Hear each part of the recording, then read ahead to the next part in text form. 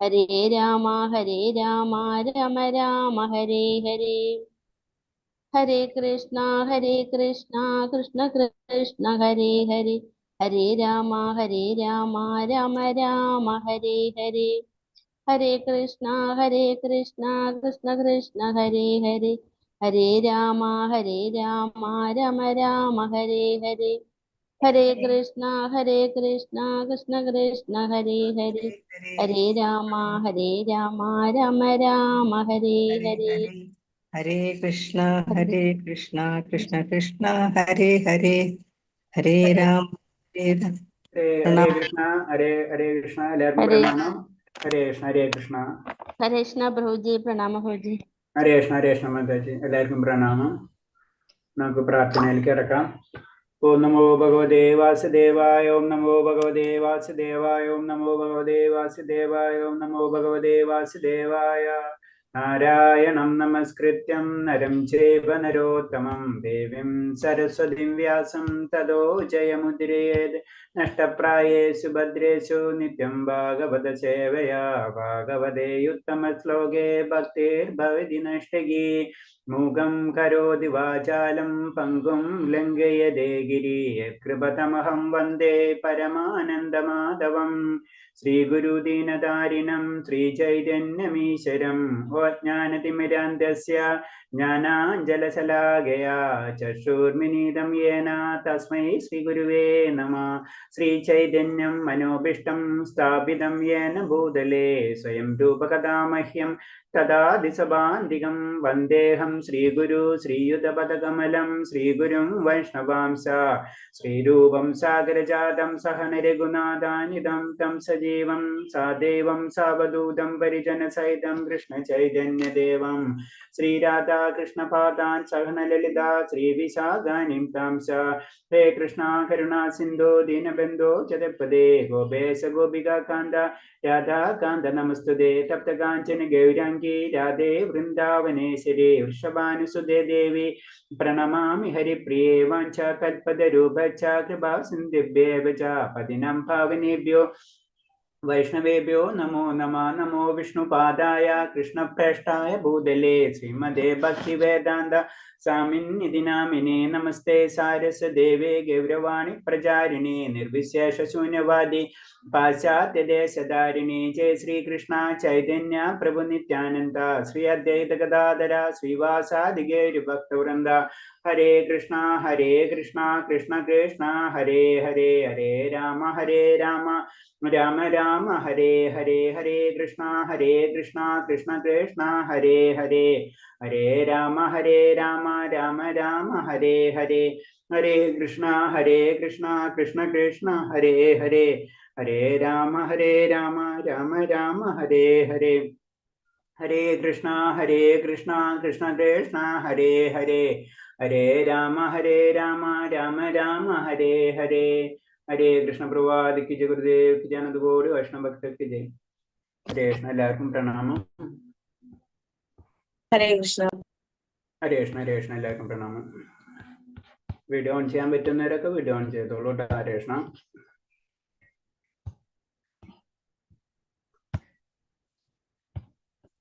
ഹരേ കൃഷ്ണ. അപ്പൊ നമ്മൾ 7-ാമത്തെ അധ്യായത്തിലെ ലാസ്റ്റ് ശ്ലോകം എത്തിയുന്നുണ്ട് അല്ലെ. 30-ാമത്തെ എത്ര എത്തിയെന്ന് ഓർമ്മയുണ്ടോ? 28 26 കഴിഞ്ഞു. 26 കഴിഞ്ഞു. 27 അല്ലേ? 26 കഴിഞ്ഞു. 27-ാമത്തെ ശ്ലോകം അല്ലേ? അതെ.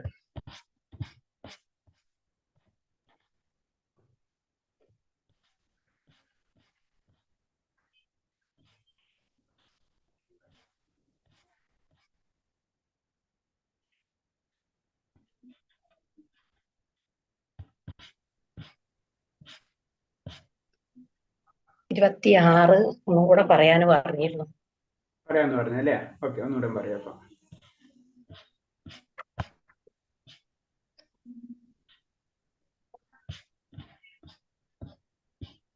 നമോ ഭഗവതേ വാസുദേവായ. നമ്മളെല്ലാവരും നാമജപം സ്റ്റാർട്ട് ചെയ്ത് എല്ലാവരും നാമജപം സ്റ്റാർട്ട് ചെയ്യണം. എല്ലാവരും ചെയ്ത് തുടങ്ങിയാ നാമജപം? സെക്കൻഡ് ലെവലാകുമ്പോ പ്രഭുജി വളരെ സൗണ്ട് കുറവാണല്ലോ. എനിക്കുള്ളതുകൊണ്ടായിരിക്കോ? എനിക്ക് സൗണ്ട് വളരെ ലേറ്റ് കേൾക്കുന്നുള്ളൂ. അങ്ങനെയാണോ? എല്ലാവർക്കും സൗണ്ട് കുറവാണോ? ഹരേഷ്ണ സൗണ്ട് ഇല്ല, ഉണ്ട്.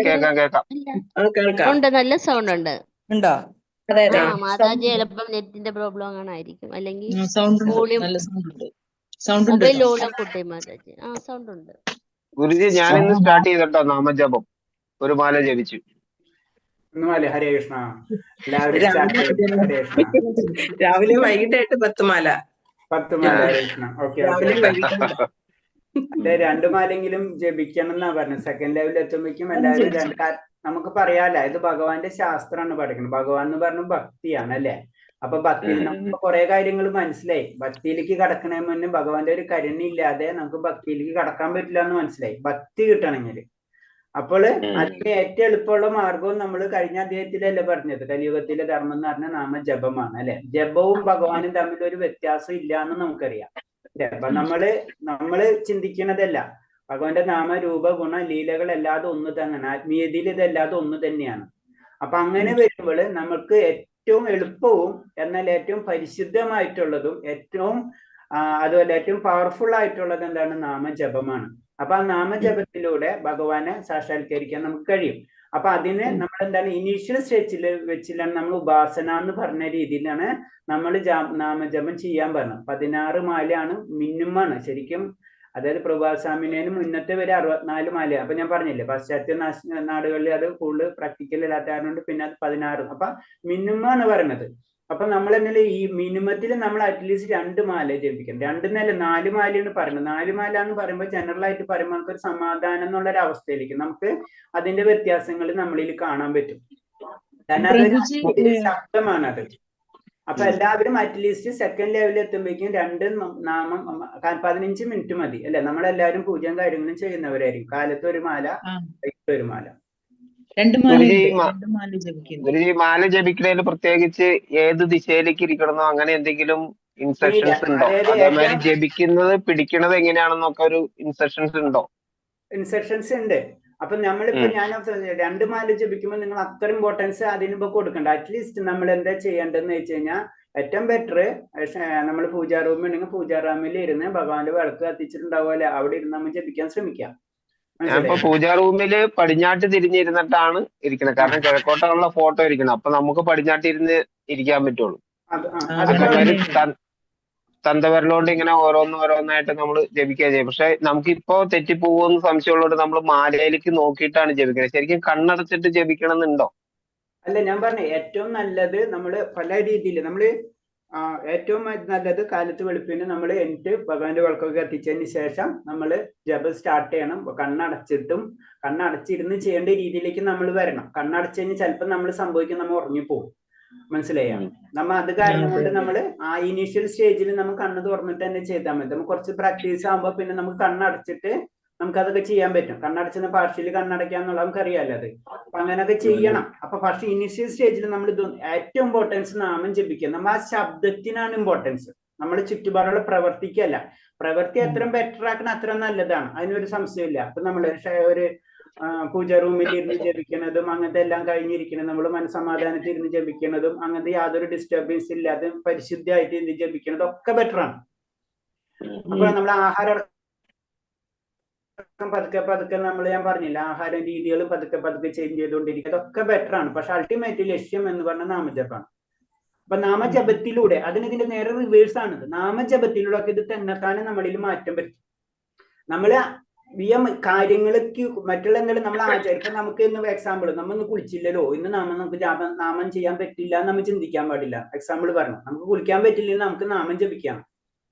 മനസ്സിലായി? അപ്പൊ എന്തായാലും നാമം ജപിക്കുന്നതിലൂടെ നമ്മൾ എന്തെങ്കിലും ഇപ്പൊ എക്സാമ്പിൾ സിമ്പിൾ ആയിട്ട് ഒരു ഇതിൽ പറയുമ്പോൾ നമുക്ക് കുളിച്ചിരിക്കും. പിന്നെ നമ്മൾ അങ്ങനത്തെ ഒരു ശുചിത്വ അവസ്ഥയിലൊക്കെ തന്നെത്താനെ നമ്മൾ പരിശുദ്ധി ആയിക്കൊണ്ടിരിക്കും. അപ്പൊ നാമം നമ്മൾ 2 പ്രാവശ്യം ജപിക്കാം. അതായത് 3rd ലെവൽ ആകുമ്പോഴേക്കും 4 ജപം മസ്റ്റ് ആണ്. അല്ലാത്തവർക്ക് എൻട്രി തന്നെ ഇല്ല 4th ലെവൽ 3rd ലെവലിലേക്ക്. കാരണം നമ്മൾ അറിയാൻ പോണത് ഭഗവാനെ പറ്റിയാണ്. ഭഗവാന്റെ കാര്യം ഇല്ലാതെ. അപ്പൊ ഭഗവാന്റെ കാര്യം കിട്ടണ കലിയുഗത്തിൽ നമ്മളെ പോലുള്ള പതിതമായ ആത്മാക്കൾക്ക് ബെറ്റർ ആയിട്ടുള്ളത് പറയുന്നത് നാമജപമാണ്. അപ്പൊ 4 പ്രാവശ്യമെങ്കിലും നമ്മൾ കഴിഞ്ഞു വരുമെങ്കിൽ 4 പ്രാവശ്യമെങ്കിലും 3rd ലെവലിൽ എത്തുമ്പോഴേക്കും കഴിയണം എന്നുള്ള ഒരു കൺസെപ്റ്റ് ആണ്. അപ്പൊ 2 പ്രാവശ്യമെങ്കിലും എല്ലാവർക്കും നാമം ജപിക്കാൻ ശ്രമിക്കാം. ഗുരുജി ഒരു മാല 15 മിനിറ്റ് കൊണ്ട് കഴിയുമോ? 15 അല്ല, ശരിക്കും 7 മിനിറ്റ് മതി. 5 തൊട്ട് 5.5 മിനിറ്റ് തൊട്ട് ഒരു 7. 7 മിനിറ്റ് മതി ഒരു മാലയ്ക്ക്. അപ്പൊ വളരെ ഫാസ്റ്റ് ആയിട്ട് ചെയ്യേണ്ടി വരും. ഇല്ല, സാധാരണ രീതിയിൽ നോർമൽ രീതിയിൽ വരുമ്പോ ഒരു 7 മതി. 7-7.5 മിനിറ്റ് കൊണ്ട് നോർമൽ. അപ്പൊ ആദ്യം ഭയങ്കര സ്ലോ ആയിരിക്കും നമ്മൾ ചെയ്യാം. 10 മിനിറ്റ് എടുക്കുന്നുണ്ട്. ആദ്യം 10 മിനിറ്റ് ഒക്കെ വരുന്നുണ്ട്. അതന്നെ, ആദ്യം 10 മിനിറ്റ് വരും. പിന്നെ ചെയ്ത് വരുമ്പോ പിന്നെ കുറച്ച് വരും. പിന്നെ കുറച്ച് വരുമ്പോ ഒരു 7-7.5 മിനിറ്റാണ് കണക്ക് അതിന്റെ. ആ സ്പീഡിൽ എത്തും നമ്മൾ. അപ്പൊ ആദ്യം ഞാൻ പറയില്ല, ആദ്യം നമ്മൾ സ്പീഡോ ഇത് നമ്മൾ നോക്കണ്ട. നമ്മൾ ശ്രദ്ധിക്കേണ്ട ഇത്രയുള്ളൂ, പറയുന്ന ശബ്ദം ഒന്ന് ശ്രദ്ധിക്കുക, തെറ്റരുത്. ക്ലിയർ ആയിരിക്കുന്നു, ശബ്ദം ക്ലിയർ ആയിരിക്കുന്നു. അതായത് ആ ശബ്ദം നമ്മൾ കേൾക്കാം. ഹരേ കൃഷ്ണ ഹരേ കൃഷ്ണ കൃഷ്ണ കൃഷ്ണ ഹരേ ഹരേ, ഹരേ രാമ രാമ രാമ ഹരേ ഹരേ. അത് നമ്മൾ കേൾക്കണം. അപ്പൊ അതിലെന്താണ് നമുക്ക് ഇൻട്രാക്ട് കോൺസെൻട്രേഷൻ വരും നമുക്ക്. അപ്പൊ നമ്മൾ ധാന്യാവസ്ഥയിലേക്ക് പതുക്കെ പതുക്കെ പോകും. അത് കഴിഞ്ഞിട്ട് 108 ഒരു മാല എന്നല്ലേ പറയാ, 108 ജപിച്ച ഒരു മാലയല്ലേ? അതന്നെ, 108 മന്ത്രം. അതായത് ഇപ്പൊ 16 അക്ഷരമല്ല.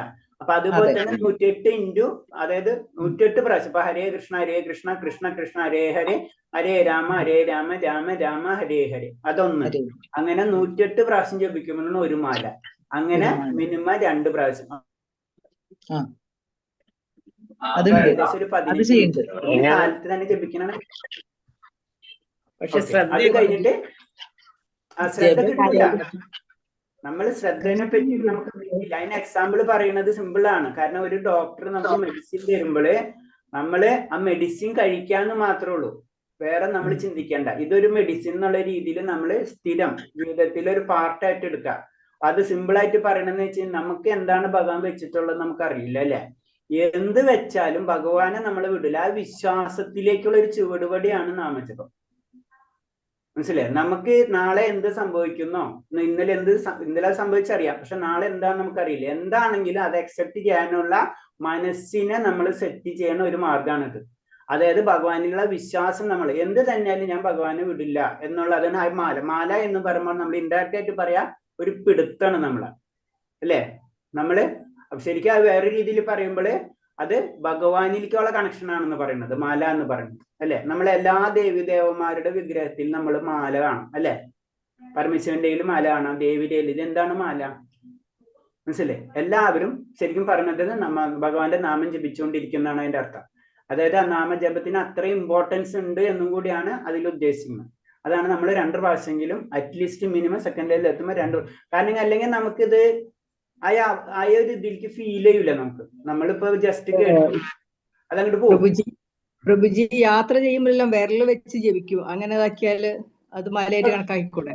മലയായിട്ട് കണക്കൂട്ടാം. നമുക്ക് സാധാരണ കൗണ്ടർ കിട്ടും. അല്ലെങ്കിൽ കൗണ്ടർ അല്ലാതെ വിരലിൽ തന്നെ ഇങ്ങനെ നമ്മള് വെക്കില്ല, ജപിക്കൂല. വിരലിൽ ജപിക്കാം. പക്ഷെ ഞാൻ പറഞ്ഞില്ലേ, നമ്മള് ഏറ്റവും ബെറ്റർ മാലയിൽ ജപിക്കുന്നതാണ്. വീട്ടിലിരിക്കുമ്പോൾ മാലയിലാണ് ജപിക്കും, വീട്ടിൽ നിന്ന് മാലയിൽ ജപിക്കും, പുറത്തു പോകുമ്പോൾ ഇങ്ങനെ വിരലിൽ ജപിക്കും. അത് ബെറ്ററാ, അത് കുഴപ്പമില്ല. നമുക്ക് അങ്ങനത്തെ അവസ്ഥയുണ്ട് നമ്മള് ചെയ്യുന്ന വെച്ചാൽ അങ്ങനെ ചെയ്യാം, അതിന് പ്രശ്നമുള്ള. അല്ല നമുക്കിപ്പോ യാത്രയിൽ നമുക്ക് പറ്റിയെന്ന് വരില്ല. അപ്പൊ യാത്രയിൽ നമ്മൾ ചിലപ്പോൾ മനസ്സുകൊണ്ട് ജപിക്കേണ്ടി വരും. നമുക്ക് ഒച്ചത്തിൽ സംസാരിച്ചിട്ടില്ല. അപ്പൊ നമ്മള് മനസ്സിലെങ്കിലും നമ്മൾ നാമം ജപിക്കാം. അപ്പൊ ഇനീഷ്യൽ സ്റ്റേജിൽ 2, അങ്ങനെ കൂട്ടി 4, 4 പിന്നെ 8, 8 16 ഫിനിഷ്. അത്ര മതി. പറഞ്ഞിട്ടുള്ളൂ. നമുക്ക് അത്രയും പറഞ്ഞിട്ടുള്ളൂ. നമുക്ക് 16 മാല വരും ബേസിക്. എത്ര നമുക്ക് പറയും, നമുക്ക് പാസ് മാർക്ക് മതി. മനസ്സിലായില്ലേ? അപ്പൊ നമ്മൾ അതിൽ കൂടുതൽ ജപിച്ചാൽ ബെറ്റർ എന്നുള്ളൂ. പക്ഷെ നമുക്ക് 16 മാലയും ജപിക്കാം. പിന്നെ പതുക്കെ അത് ജപിക്കാൻ പറഞ്ഞു. നിയമങ്ങളൊന്നും ഇപ്പൊ ശ്രദ്ധിക്കേണ്ട ആവശ്യമില്ല. അതൊക്കെ പതുക്കെ പതുക്കെ വന്നോളൂ നമ്മളിൽ. ഈ നാമജപമാണ് ഫസ്റ്റ് ഇമ്പോർട്ടൻസ് പറയുന്നത്. ഭഗവാന്റെ കാരുണ്യം നാമജപം. നാമജപത്തിന്റെ അപ്പുറത്ത് ഒന്നുമില്ല. നമ്മൾ എല്ലായിടത്തും നോക്കിക്കഴിഞ്ഞാലും എല്ലാ ഗ്രന്ഥങ്ങളിലും ലാസ്റ്റ് കൺക്ലൂഷൻ എത്തുന്നത് ഭഗവാന്റെ നാമജപം. അപ്പൊ അതില്ലാതെ നമുക്ക് എല്ലാത്തിനും ലക്ഷ്യം അതാണ്. അതേപോലെ തന്നെ അതില്ലാണ്ട് ഒരു കാര്യമില്ല. നമ്മളിപ്പോ പഠിച്ചത് മുഴുവൻ അതാണ്. ഓക്കെ, അപ്പൊ എല്ലാവരും നാമജപത്തിന് ഇമ്പോർട്ടൻസ് കൊടുക്കുക. നാളെ തൊട്ട് ഞാൻ ചോദിക്കല്ലോ അവരോട്, ഹരേഷ്ണ ഹരേഷ്ണ നാളെ തൊട്ട് അറ്റൻഡൻസ് എടുക്കണ പോലെ ചോദിക്കും, ഇന്ന് ആരൊക്കെയാണ് മാല ജപിച്ചെന്ന്. ഹരേഷ്ണ ഇതിന്റെ മിനിമം എന്താ പറയാ, ഇതാ ക്വാളിഫിക്കേഷൻ അല്ലെ യോഗ്യത എന്ന് പറയുന്നത് മാലയാണ്. അപ്പൊ നാളെ തൊട്ട് അറ്റൻഡൻസ് എടുക്കുമ്പോൾ എല്ലാവരും ഈ 2 മാലെങ്കിലും ജപിച്ചിരിക്കണം. അപ്പൊ ഈ 2 മാല അത് ഈ 2 മാല ഡെയിലി എന്തായാലും ജപിക്കും. അത് കൂടുതലുള്ളതാണ് പറയുന്നത് ഇങ്ങനെ വരുന്നത്. രാവിലെ വൈകുന്നേരം ഉള്ളത് ജപിക്കുന്നത് അങ്ങനെ പറ്റും. അതിനുശേഷമുള്ളതാണ് ഇങ്ങനെ വിരലിൽ ജപിക്കുന്നത്. അത് ഉണ്ട്, അതുകൊണ്ടാണ് ഭാഗവതം. അപ്പൊ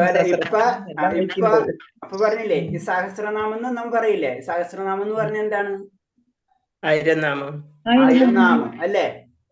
അപ്പൊ അത് പറയുന്നത് വെച്ചാൽ 1000 സഹസ്രനാമങ്ങൾക്ക് തുല്യമാണ് രാമ എന്നുള്ള ഒരു ശബ്ദം എന്നാ പറയുന്നത്. അതെ അതെ, സഹസ്രനാമത്തിൽ തന്നെ വരുന്നുണ്ട് അത്. ഒരു ലൈൻ ഉണ്ട്, ശ്രീരാമ രാമ രാമേതി.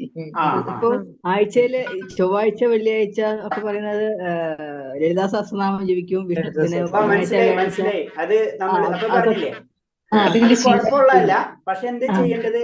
നമ്മള് ഇത് കുറച്ച് കൂട്ടിക്കൊണ്ടുവരണം.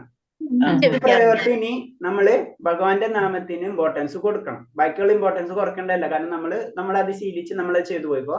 പക്ഷെ എന്താ വെച്ച് കഴിഞ്ഞാൽ നമ്മള് സഹസ്രനാമത്തിന്റെ കാര്യം പറഞ്ഞു പിന്നെ രാമ അല്ലെ? 1000 സഹസ്രനാമങ്ങൾക്ക് തുല്യമാണ് രാമ എന്നുള്ള ശബ്ദം. അതേപോലെ തന്നെ 3 രാമ എന്നുള്ള ശബ്ദത്തിന് തുല്യമാണ് കൃഷ്ണ എന്നുള്ള നാമം. അപ്പൊ നമ്മൾ ചിന്തിച്ചു നോക്കിയാൽ നമ്മൾ 1000 അതായത് രാമ എന്ന് പറയുമ്പോൾ തന്നെ 1000 സഹസ്രനാമത്തിന് തത്തുല്യമായി അല്ലെ? അതിന് രാമ എന്നുള്ള ശബ്ദത്തിന്റെ പ്രത്യേകത. അതുപോലെ കൃഷ്ണ എന്നുള്ളത് അത് മാത്രം. അതെന്ന് പറഞ്ഞാൽ എത്ര നമ്മൾ ഷോർട്ട് കട്ട് ചെയ്തുകൊണ്ടിരിക്കണം. നമ്മള് ഒരേ കാലഘട്ടം നമുക്കറിയാം 4 യുഗങ്ങളിലെ യുഗധർമ്മങ്ങൾ അറിയാം അല്ലെ? അപ്പൊ കലിയുഗത്തിൽ ഇതാണ്. അപ്പൊ ഇതിനു വേണ്ടി നമ്മൾ കൂടുതൽ സമയം കണ്ടെത്താം. ഓക്കെ ഹരേഷ്ണ, അപ്പൊ നമുക്ക് ഇനി ക്ലാസ്സിലേക്ക് കടക്കാം. ഹരേഷ്ണ, അപ്പൊ എല്ലാവരും നാളെ തൊട്ടെങ്കിലും എല്ലാവരും നാമം ജപിക്കണം. അല്ലെങ്കിൽ നമ്മള് ഒരു 15 മിനിറ്റ് നാമജപത്തിന് ഇടാം. അല്ലാണ്ട് പിന്നെ പ്രാക്ടിക്കൽ ആവില്ല.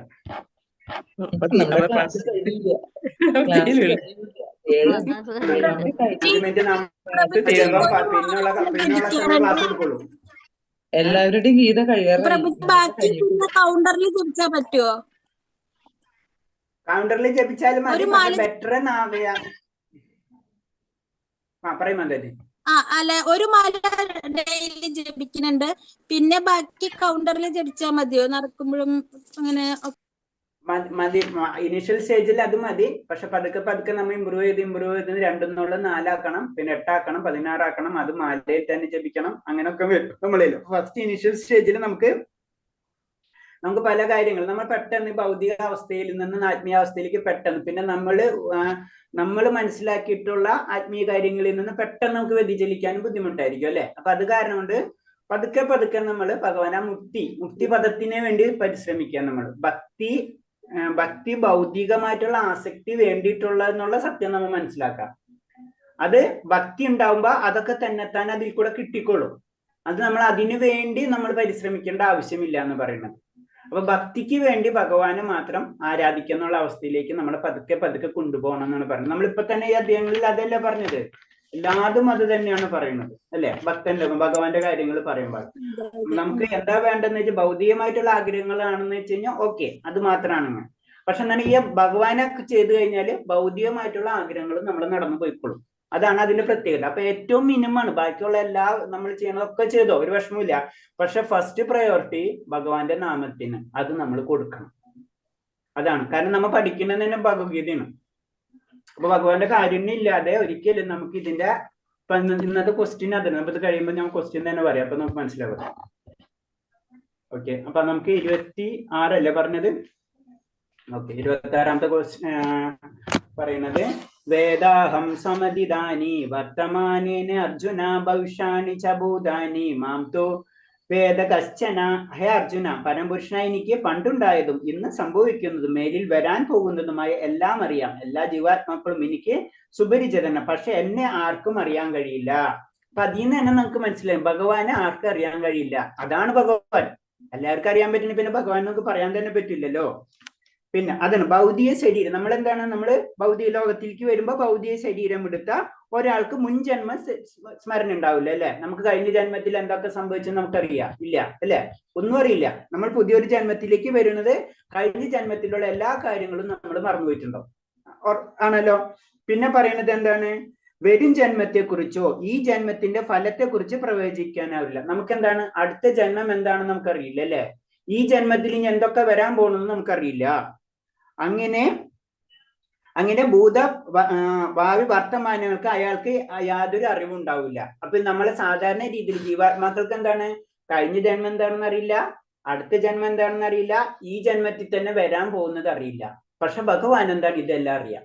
അതാണ് ഭഗവാനും നമ്മളും തമ്മിലുള്ള വ്യത്യാസം എന്ന് പറയുന്നത്. അപ്പൊ എന്താണ്, അനേകം കോടി വർഷങ്ങൾക്ക് മുമ്പ് വിവസ്വാൻ എന്ന സൂര്യദേവന് ഉപദേശം നൽകിയത് കൃഷ്ണൻ ഓർക്കുന്നുണ്ട്. 4-ാം അധ്യായത്തിൽ നിന്ന് അറിയാം അല്ലെ. അപ്പൊ ആ 4-ാം അധ്യായത്തിൽ ആദ്യത്തെ ശ്ലോകത്തിൽ തന്നെ പറയുന്നുണ്ട്, ഞാൻ വിവസ്വാൻ ഉപദേശിച്ചെന്നാ പറയുന്നത് ഭഗവത്ഗീത. അപ്പൊ എത്ര വർഷങ്ങൾക്ക് മുന്നാണ് അത് ഭഗവാൻ അറിയാം. പക്ഷെ അർജുനന് ഓർമ്മയില്ല. അതാണ് അർജുനനും ഭഗവാൻ തമ്മിലുള്ള വ്യത്യാസം പറഞ്ഞു കൊടുക്കുന്നത്. പരമാത്മ രൂപേണ സർവ്വഭൂതങ്ങളുടെയും ഹൃദയത്തിൽ കുടികൊള്ളുന്ന ഭഗവാന് എല്ലാ ജീവാത്മാക്കളെയും അറിയാം. അപ്പൊ എന്താണ്, എല്ലാ ജീവാത്മാക്കളുടെയും കൂടെ എന്താണ് എപ്പോഴും പരമാത്മാവുണ്ട്. അത് കാരണം കൊണ്ട് എത്ര ജീവജാലങ്ങളിൽ കൂടിയാണ്, എത്ര ശരീരങ്ങളിൽ കൂടിയാണ് ജീവാത്മാവ് സഞ്ചരിച്ചെന്നുള്ള കാര്യം ഭഗവാൻ അറിയാം. കാരണം എപ്പോഴും അതിന്റെ കൂടെയാണ്. കോടാനുകോടി മനുഷ്യരിൽ കുറച്ചു പേരെ ജീവിതത്തിന്റെ പരിപൂർണതയ്ക്ക് യത്നിക്കാറുള്ളൂ. അങ്ങനെ പരിപൂർണ നേടിയിൽ 1000 പേരിൽ ഒരുവന് മാത്രം കൃഷ്ണന്റെ യഥാർത്ഥത്തെ അറിയാൻ സാധിക്കുള്ളൂ. ഭഗവാനെ പറ്റി നമ്മളത് പറഞ്ഞാണ് അല്ലെ. ഭഗവാനെ പറ്റി അറിയാൻ ആഗ്രഹിക്കുന്നത് തന്നെ വളരെ കുറവായിരിക്കും. അതിൽ തന്നെ പരിപൂർണത കിട്ടുന്നത് വളരെ കുറവായിരിക്കും. അത്ര അപൂർവമാണ് ഭക്തി നമുക്ക് കിട്ടാന്ന് പറഞ്ഞത്.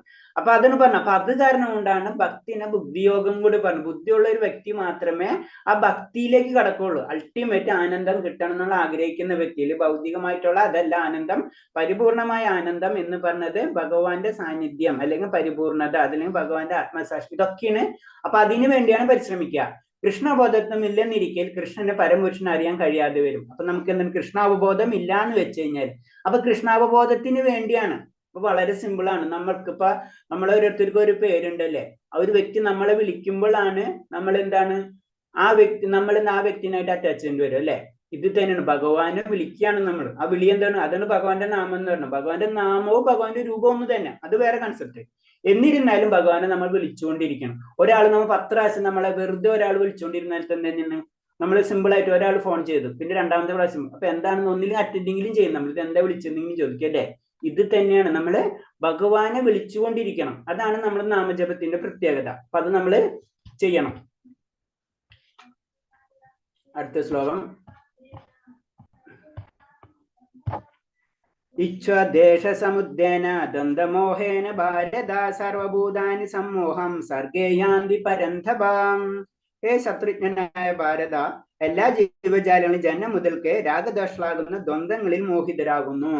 കാരണം എന്താണ്, നമ്മൾ ഈ ഭൗതിക ലോകത്തിലേക്ക് വന്നു കഴിഞ്ഞു.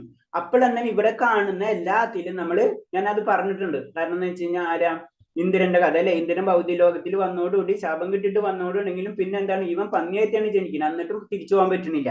അത്ര ആകർഷണമാണ്. അതാണ് നമ്മൾ ആദ്യം പറഞ്ഞത്, ദേവികേശ്യ ഗുണമായ മമായ ദുരത എന്ന് അത്തരം പവറാണ് മായാശക്തിക്ക് എന്ന് പറയുന്നത്.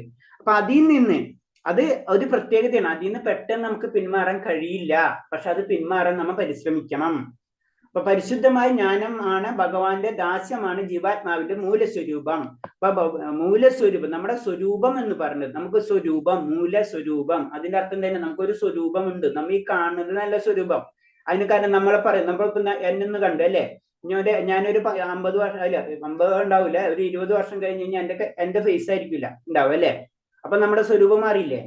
ഇത് മാറാത്ത ഒന്നുള്ളൂ നമ്മുടെ ആത്മീയ സ്വരൂപം അല്ലെ. നമ്മുടെ ചെറുപ്പത്തിലുള്ള ഫേസ് ആണ് നമ്മൾ ഇപ്പോഴത്തെ അല്ലെ.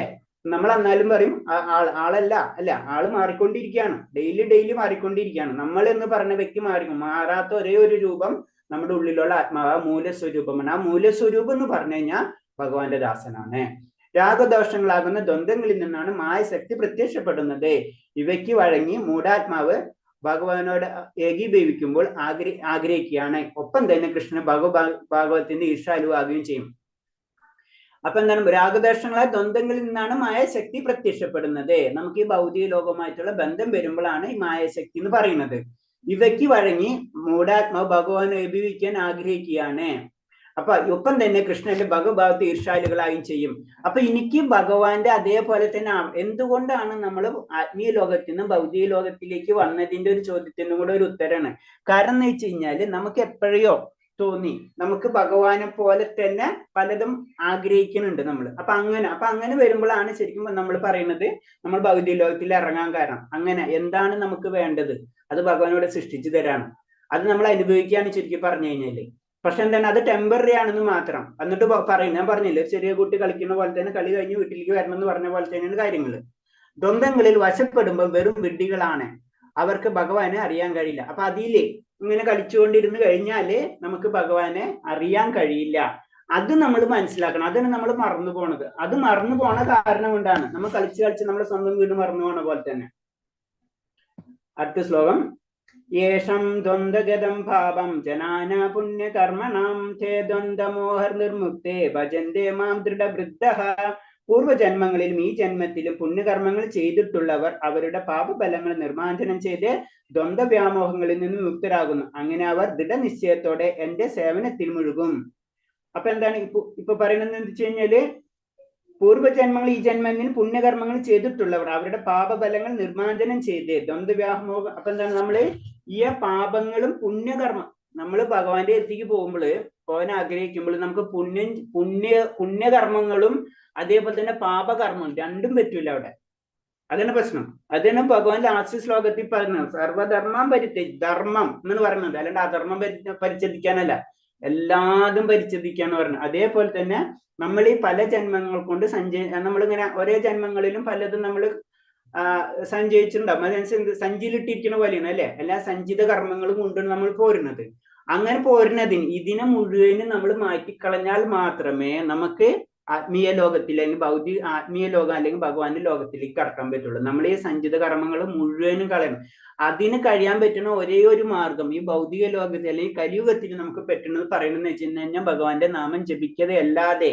നമ്മൾ പറഞ്ഞു ഹരിയർനാമ കേവലം നാസ്തേവ നാസ്തഗതിരന്യതാന്ന് ക്ലിയർ കട്ട് പുരാണങ്ങളിലും എല്ലാത്തിലും അത് തന്നെയാണ് പറയുന്നത്. കാരണം കലിയുഗത്തിൽ അതല്ലാതെ വേറൊരു വഴിയുമില്ല എന്ന് തന്നെയാണ് പറയുന്നത്. അങ്ങനെ സംഭവിക്കുമ്പോൾ അത്രയും പവർഫുൾ ആണ് ഭഗവാന്റെ നാമജപത്തിനുള്ള ശക്തി.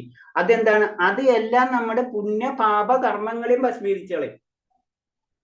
പാപങ്ങളെയും പുണ്യങ്ങളെയും ഭസ്മീകരിക്കാനുള്ള ശക്തി എന്നുണ്ട് ഭഗവാന്റെ നാമജപത്തിനുണ്ടെന്ന് പറയുന്നത്. അപ്പൊ അങ്ങനെ ഭസ്മീകരിക്കുന്നതോടുകൂടി നമുക്ക് എന്താണ്, നമുക്ക് ആഗ്രഹങ്ങൾ, സത്യം പറഞ്ഞ് ജനറൽ ആയിട്ട് പറഞ്ഞു കഴിഞ്ഞാൽ നമുക്ക് പെട്ടെന്ന് സംഭവിക്കാൻ പറ്റാവുന്ന കാര്യങ്ങൾ നമ്മൾ ഇങ്ങനെ ചെയ്തുകൊണ്ടിരുന്നു കഴിഞ്ഞാൽ നമ്മളെ ആഗ്രഹങ്ങൾ കുറഞ്ഞു തുടങ്ങും. ജനറൽ ആയിട്ട് നമുക്കല്ലെങ്കിൽ ഭയങ്കര ആഗ്രഹങ്ങളായിരിക്കും. ഒരാൾ ചെയ്യുമ്പോഴേക്കും നമുക്ക് അതേപോലെ അതൊക്കെ പതുക്കങ്ങൾ കുറയ്ക്കും. അതായത് ഇൻഡയറക്റ്റ് ആയിട്ട് ഭൗതികത നമ്മളേക്ക് കുറഞ്ഞു തുടങ്ങും.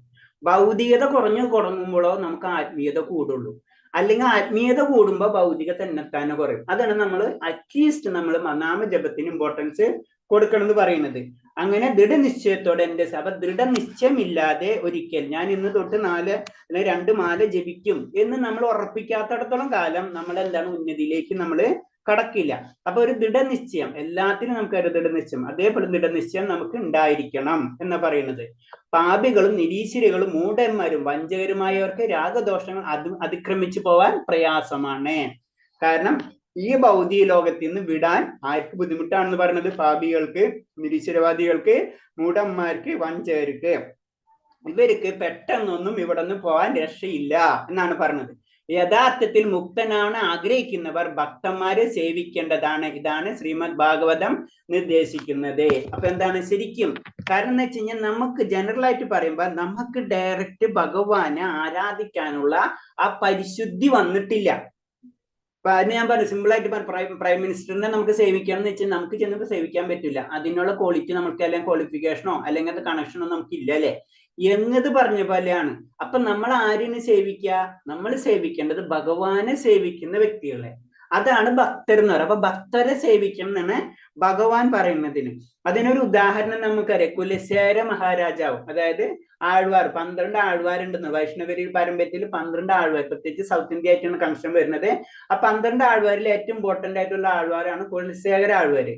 ഈ കുലശേഖര ആഴ്വാര് അദ്ദേഹം തന്നെ പറഞ്ഞത് തന്റെ ഇങ്ങനെ ഭക്തന്റെ ഭക്തൻ അല്ലെങ്കിൽ ദാസാന് 7 തലത്തിൽ താത്തിയിട്ടാണ് പറഞ്ഞത്. അത്രയും വലിയൊരു ഭക്തനാണ്. എന്നിട്ടും പറഞ്ഞത് ദാസാനു ദാസാനു ദാസാനു ദാസൻ, അങ്ങനെങ്കിൽ ഞാൻ അവിടെ നിന്നാ പറയുന്നത്. അത്ര ഒരു വിനയഭാവം. അതാണ് ഇതിൽ പറഞ്ഞ ഭക്തി എന്ന് പറഞ്ഞത്. ഭക്തന്മാരെ സേവിക്കാൻ, നമുക്ക് ഭഗവാനെ നേരിട്ട് സേവിക്കേണ്ട ലെവലിൽ എത്തിയിട്ടില്ല എന്നാ പറയുന്നത്. കാരണം നമുക്കത് അറിയില്ല എങ്ങനെ സേവിക്കണം എന്ന്. അതാണ് പറഞ്ഞത്, നമ്മൾ ചെയ്യുന്ന എല്ലാ ആക്ടിവിറ്റീസും നമ്മൾ എവിടെ കൂടെ പോണത്, അതാണ് ഗുരു സാധു ശാസ്ത്ര, ഗുരുവിൽ കൂടിയാണ് നമ്മൾ കണക്ട് ചെയ്ത് പോണത്. അപ്പൊ അദ്ദേഹം അത്രയും വലിയ, അത് നമുക്കറിയാം, തിരുവഞ്ചിക്കുളത്ത് അടുത്തുള്ളതാണ് തൃക്കുലശ്ശേരം, കേരളത്തിലെ കൊടുങ്ങല്ലൂർ തിരുവഞ്ചിക്കുളത്തുള്ള സ്ഥലത്തായിരുന്നു ശരിക്കും കുലശേഖര രാജാവ് ഉണ്ടായിരുന്നത്. അദ്ദേഹം ചേരനാട്, അതൊക്കെ ജനറൽ ആയിട്ടുള്ള നോളജാണ്. അപ്പൊ അത്രയും വലിയൊരു ആൾവാളായിരുന്നു ആ ഒരു കുലശേഖരം. അപ്പൊ അദ്ദേഹം എഴുതിയിട്ടുള്ള മുകുന്ദമാല എന്നുള്ള കൃതി ഉണ്ട്. അതിൽ കറക്റ്റ് ആയിട്ട് ഭഗവാന്റെ ഇതേപോലത്തെ പല വർണ്ണനങ്ങൾ എഴുതിയിട്ടുള്ളതാണ്. അപ്പൊ അദ്ദേഹത്തിന്റെ ആ പറയണത് ഇതാണ്, കാരണം 7 ലെവല് താത്തിട്ടാ പറയുന്നത്. അപ്പൊ അത്രയാണ്. അപ്പൊ നമ്മൾ ഭക്തനേലും ഭഗവാനേലും നമ്മൾ ചെയ്യേണ്ടത്, അതായത് ഭഗവാൻ ഒരു കാര്യം ചെയ്യുന്നതിന് മുന്നേ അത് നമ്മൾ 4th ലെവൽ വരുമ്പോൾ കാര്യങ്ങൾ മനസ്സിലാവും. നമ്മൾ എന്തൊരു പുതിയ കാര്യങ്ങൾ ചെയ്യുമ്പോൾ ആദ്യം തന്നെ പെർമിഷൻ എടുക്കുക, ഒരു നമ്മളെ ഗുരുവിനോട് ചോദിച്ചിട്ടാണ് നമ്മൾ ചെയ്യാൻ പോണത്. കാരണം നമുക്കറിയില്ല നമ്മളൊരു തെറ്റ്, ഇപ്പൊ നമ്മൾ ജനറൽ ആയിട്ട് ഇപ്പൊ വലിയൊരു കമ്പനി കയറുന്ന വെച്ചാൽ, അപ്പൊ കമ്പനിക്ക് സിഇഒയുടെ കാര്യം നമുക്കറിയില്ല, നമ്മൾ എന്താ ചെയ്യുന്നത്, നമ്മൾ തൊട്ടടുത്തുള്ള ആരും സൂപ്പർവൈസറാ അല്ലെങ്കിൽ ആരും മാനേജർ, അവരോട് ചോദിക്കുകയല്ലേ എങ്ങനെയാണ് ചെയ്യേണ്ടതെന്നല്ലേ എന്ന് പറഞ്ഞ പോലെ തന്നെയാണ് ഭക്തിയിലും അതേ ട്രാക്കാണ് നമ്മൾ ഉപയോഗിക്കുന്നത്. മൂലസ്വരൂപമായ ഭഗവദാസ്യാവസ്ഥയെ മറക്കുന്നതാണ് ഏറ്റവും വലിയ ഈശ്വര നിയമ ലംഘനമെന്ന് അവക്തിവാദികൾക്ക് അറിഞ്ഞുകൂടാ. അപ്പൊ നമ്മൾ ഭഗവാന്റെ ദാസം, എന്താണ് ഭഗവാന്റെ ദാസം എന്ന് പറയുമ്പോൾ നമ്മൾ ആ രീതിയിൽ ചിന്തിക്കരുത്, അയ്യോ ഞാൻ ദാസനായി പോയല്ലോ, അങ്ങനല്ല. കാരണം ഭഗവാന്റെ അംശമാണ് നമ്മൾ. ഭഗവാൻ ആനന്ദിക്കുമ്പോൾ, അതാണ് ഭഗവാൻ ഋഷികേശൻ എന്ന് പറയുന്നത്, ഭഗവാൻ ആനന്ദിക്കുമ്പോൾ നമ്മൾ ആനന്ദിക്കുള്ളൂ. അപ്പൊ നമ്മൾ ഡയറക്റ്റ് കണക്ഷൻ ഉണ്ട്, മനസ്സിലായ? അപ്പൊ ഒരിക്കലും നമുക്ക് ഇൻഡിപെൻഡന്റ് ആവാൻ കഴിയില്ല, എന്തൊക്കെ കാട്ടിയാലും നമുക്ക്. അപ്പൊ ഇൻഡിപെൻഡന്റ് ആവുന്നിടത്തോളം കാലം നമുക്ക് എന്താണ് പ്രോബ്ലം, നമുക്ക് ഈ ഭൗതികമായിട്ടുള്ള ക്ലേശങ്ങൾ വന്നുകൊണ്ടിരിക്കും. നമ്മൾ ഡിപ്പെൻഡ് ആരെ, ഭഗവാനായിട്ട് ഡിപ്പെൻഡ് ആണ് എന്ന് നമ്മൾ ചിന്തിച്ചു കഴിഞ്ഞാൽ നമുക്ക് പ്രശ്നമില്ല. അതാണ് പറഞ്ഞത്, നമ്മൾ ഒരു ഭക്തൻ എപ്പോഴും ചിന്തിക്കുക, എനിക്ക് ഞാൻ കഴിഞ്ഞ ജന്മത്തിന്റെ നല്ല കാര്യങ്ങൾ ചെയ്തത് കാരണം കൊണ്ടായിരിക്കും ഭഗവാൻ എനിക്ക് അത് തരുന്നത്. അതായത് അങ്ങനെ ആയിരിക്കണം. അല്ലെങ്കിൽ നമ്മള് അത്രയും നമുക്ക് എന്തെങ്കിലും ദുഃഖങ്ങൾ വരുമ്പോൾ നമ്മൾ ചിന്തിക്കണം, ഞാൻ അതിനെ വല്ല ചെയ്തിട്ടുണ്ടോ, ഭഗവാന്റെ കാരണം കൊണ്ടാണ് എനിക്ക് ഇത്രയും കുറഞ്ഞത് കിട്ടിയെന്ന്. അപ്പോഴും ഭഗവാൻ എന്നുള്ള അടിയുറച്ച വിശ്വാസം നമ്മളിൽ ഉണ്ടായിരിക്കണം. അതാണ് ബേസിക് ഇതിന്റെ.